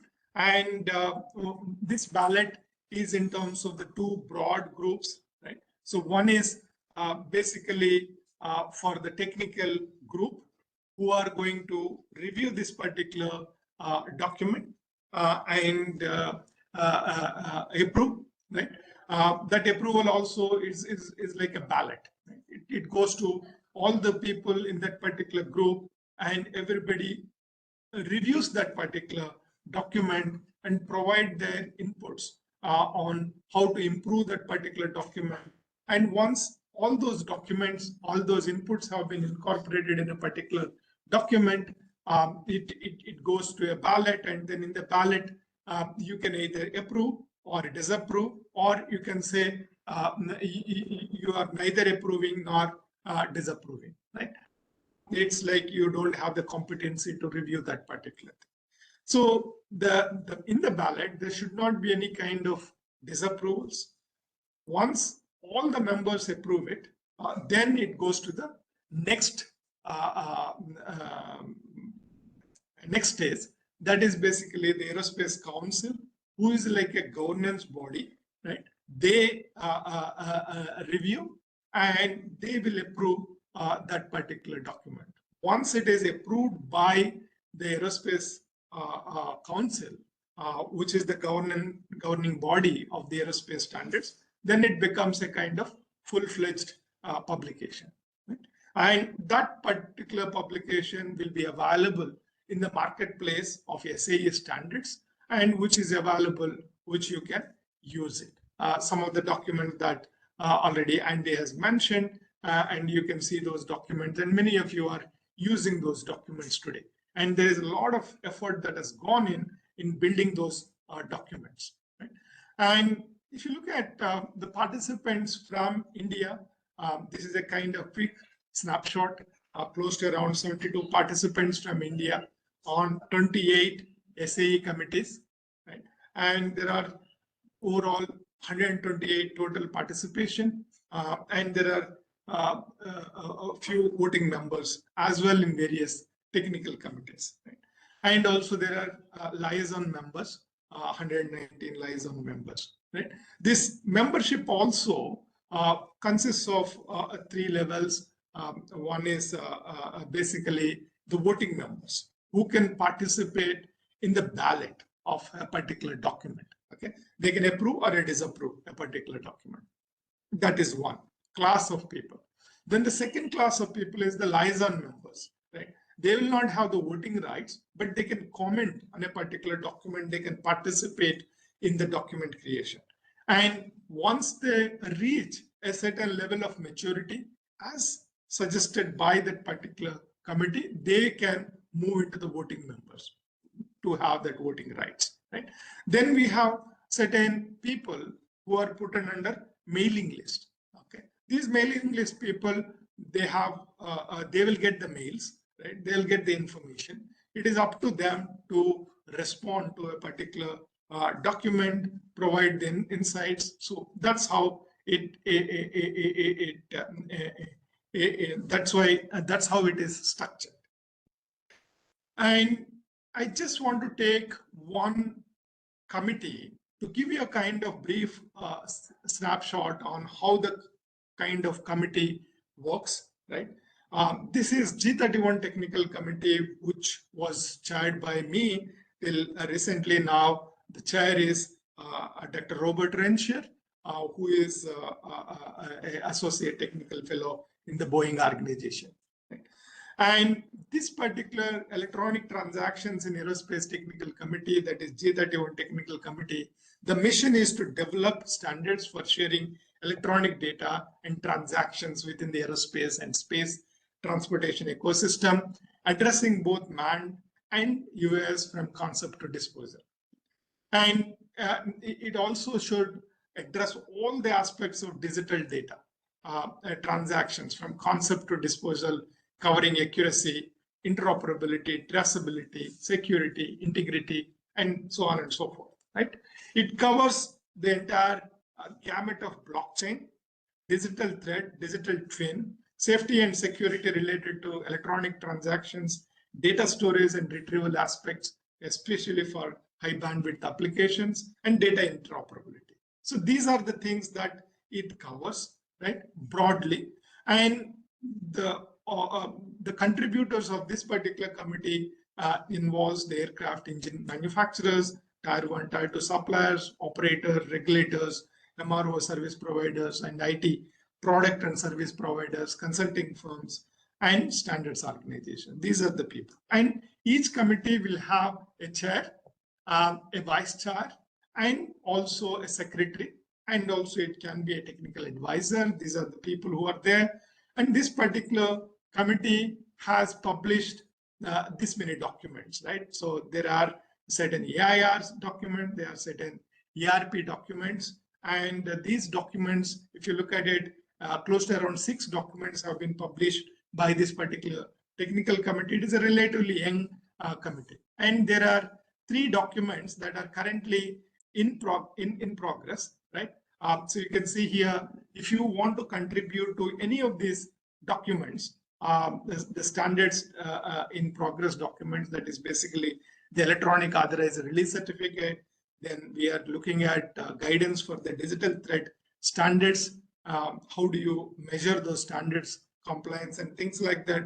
We're also looking at some documents related to the guidelines to extract knowledge from the documents. So this is what a typical committee looks like. And I just want to give a kind of brief summary about there are so many technical committees which may be interesting to you. In fact, some of those things that you already have seen, S18, the safety side of it, G34, specifically on the AI side of it. Then you have high voltage technical committees, AE7. And, this particular slide gives not only for the bigger aircraft, but also the urban air mobility and advanced air mobility, some of those standards that people are working for this class of aircrafts. And that will give you a kind of fair idea. If you are interested in UAM and AAA, you can join any of these committees and contribute.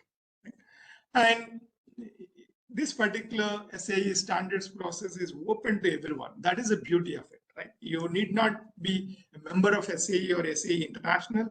You can, if you feel that you want to contribute, you want to learn from the experts, you can be part of this particular group. Okay, we welcome your involvement, participation on these SAE committees, and you are most encouraged to attend these meetings and help to write these particular standard documents. And of course, why do you want to attend these particular meetings? It's essentially learn more from the SMEs or the gurus of aerospace, and also over a period of time, you contribute back to this particular standard document development. Okay, so that's all I have. And of course, I know we are short of time, but if you have any questions, I can take. And then if you have any other thing, we can discuss offline as well. I think there are not many questions coming up.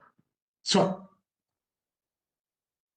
So thank you, Ravi, on the how to join the committee was most of the questions which came in earlier, I think, which has really answered, and in what levels of participation. Thanks a lot for actually making this a reality in terms of AeroStandards every year. I think the theme is changing, and then the participation is practically really at the max.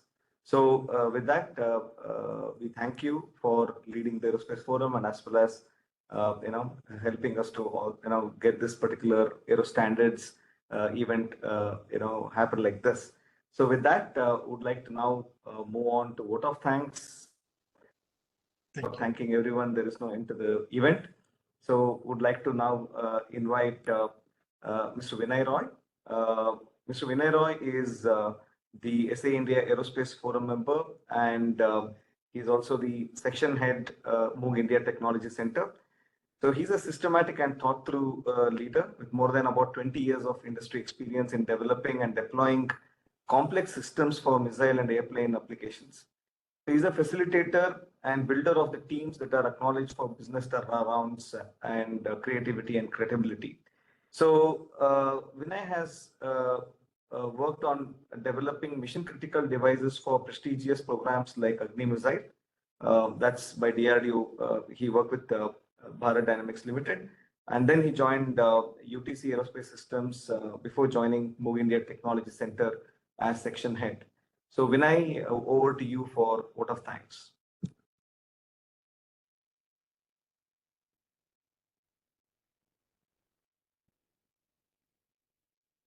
You're on mute, Vinay. Yes. Vinay, you're on mute. Vinay, you're on mute. Vinay. Oh, I think he's also not able to hear us. That's kind of a, let me call him. Yeah.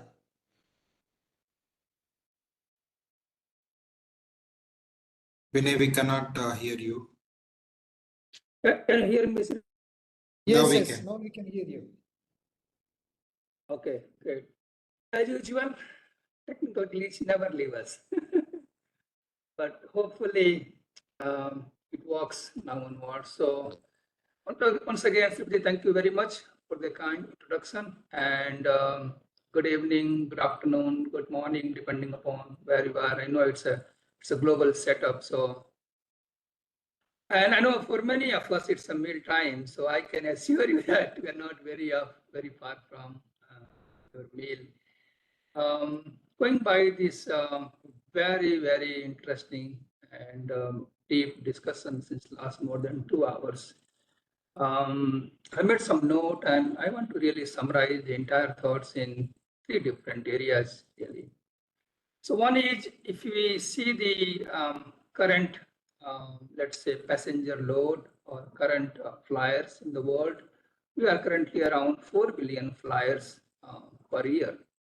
But then we saw some of the presentations and talks. We are likely to grow to around 10 to 12 billion in next 20-25 years by 2050. So there is going to be a massive increase in the traffic in the air as well as on the ground.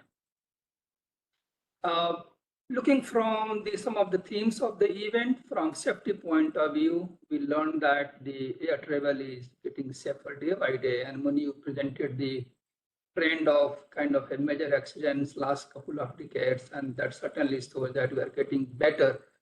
And Uma finally kind of made a statement that aviation is the most safest travel mode, which is very pleasing to kind of know and kind of hear about it. But again, if I see, and I'm sure you all agree with me, that with the kind of upcoming traffic congestions to 3-folds from now, and then again the kind of a very fast-paced technology adoptions, I'm sure safety will remain kind of a heart of the everything we do in aviation. And so the support systems of safety, the standards body, everything has to evolve continuously. My third takeaway is, again, from some of the presentations, I think aircrafts globally are becoming efficient day by day. And we saw some of the data saying that aviation is not that bad in terms of contributing to the carbon footprint. We are around 2.6%, whereas other transport modes are quite massive.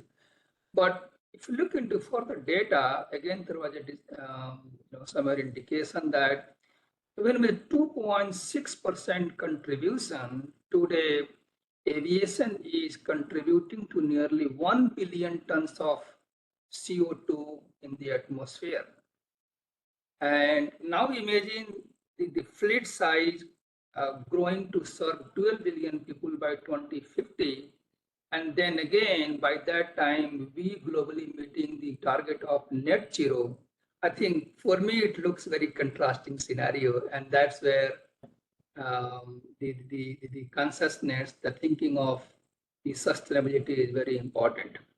So with that 3 takeaways, I'm sure we all will be able to connect with that. I'm so glad personally that SAEINDIA Aero Forum thought of organizing this event to deliberate on sustainability and safety in aviation. And certainly I have a long list to thank who have contributed to make this event happen. At first, I'd like to start with Muni, thanking him for his, sharing his views today through the opening remarks. But then, Muni, you being a constant guide and enabling force behind the event. So thank you very much for your guidance on this event.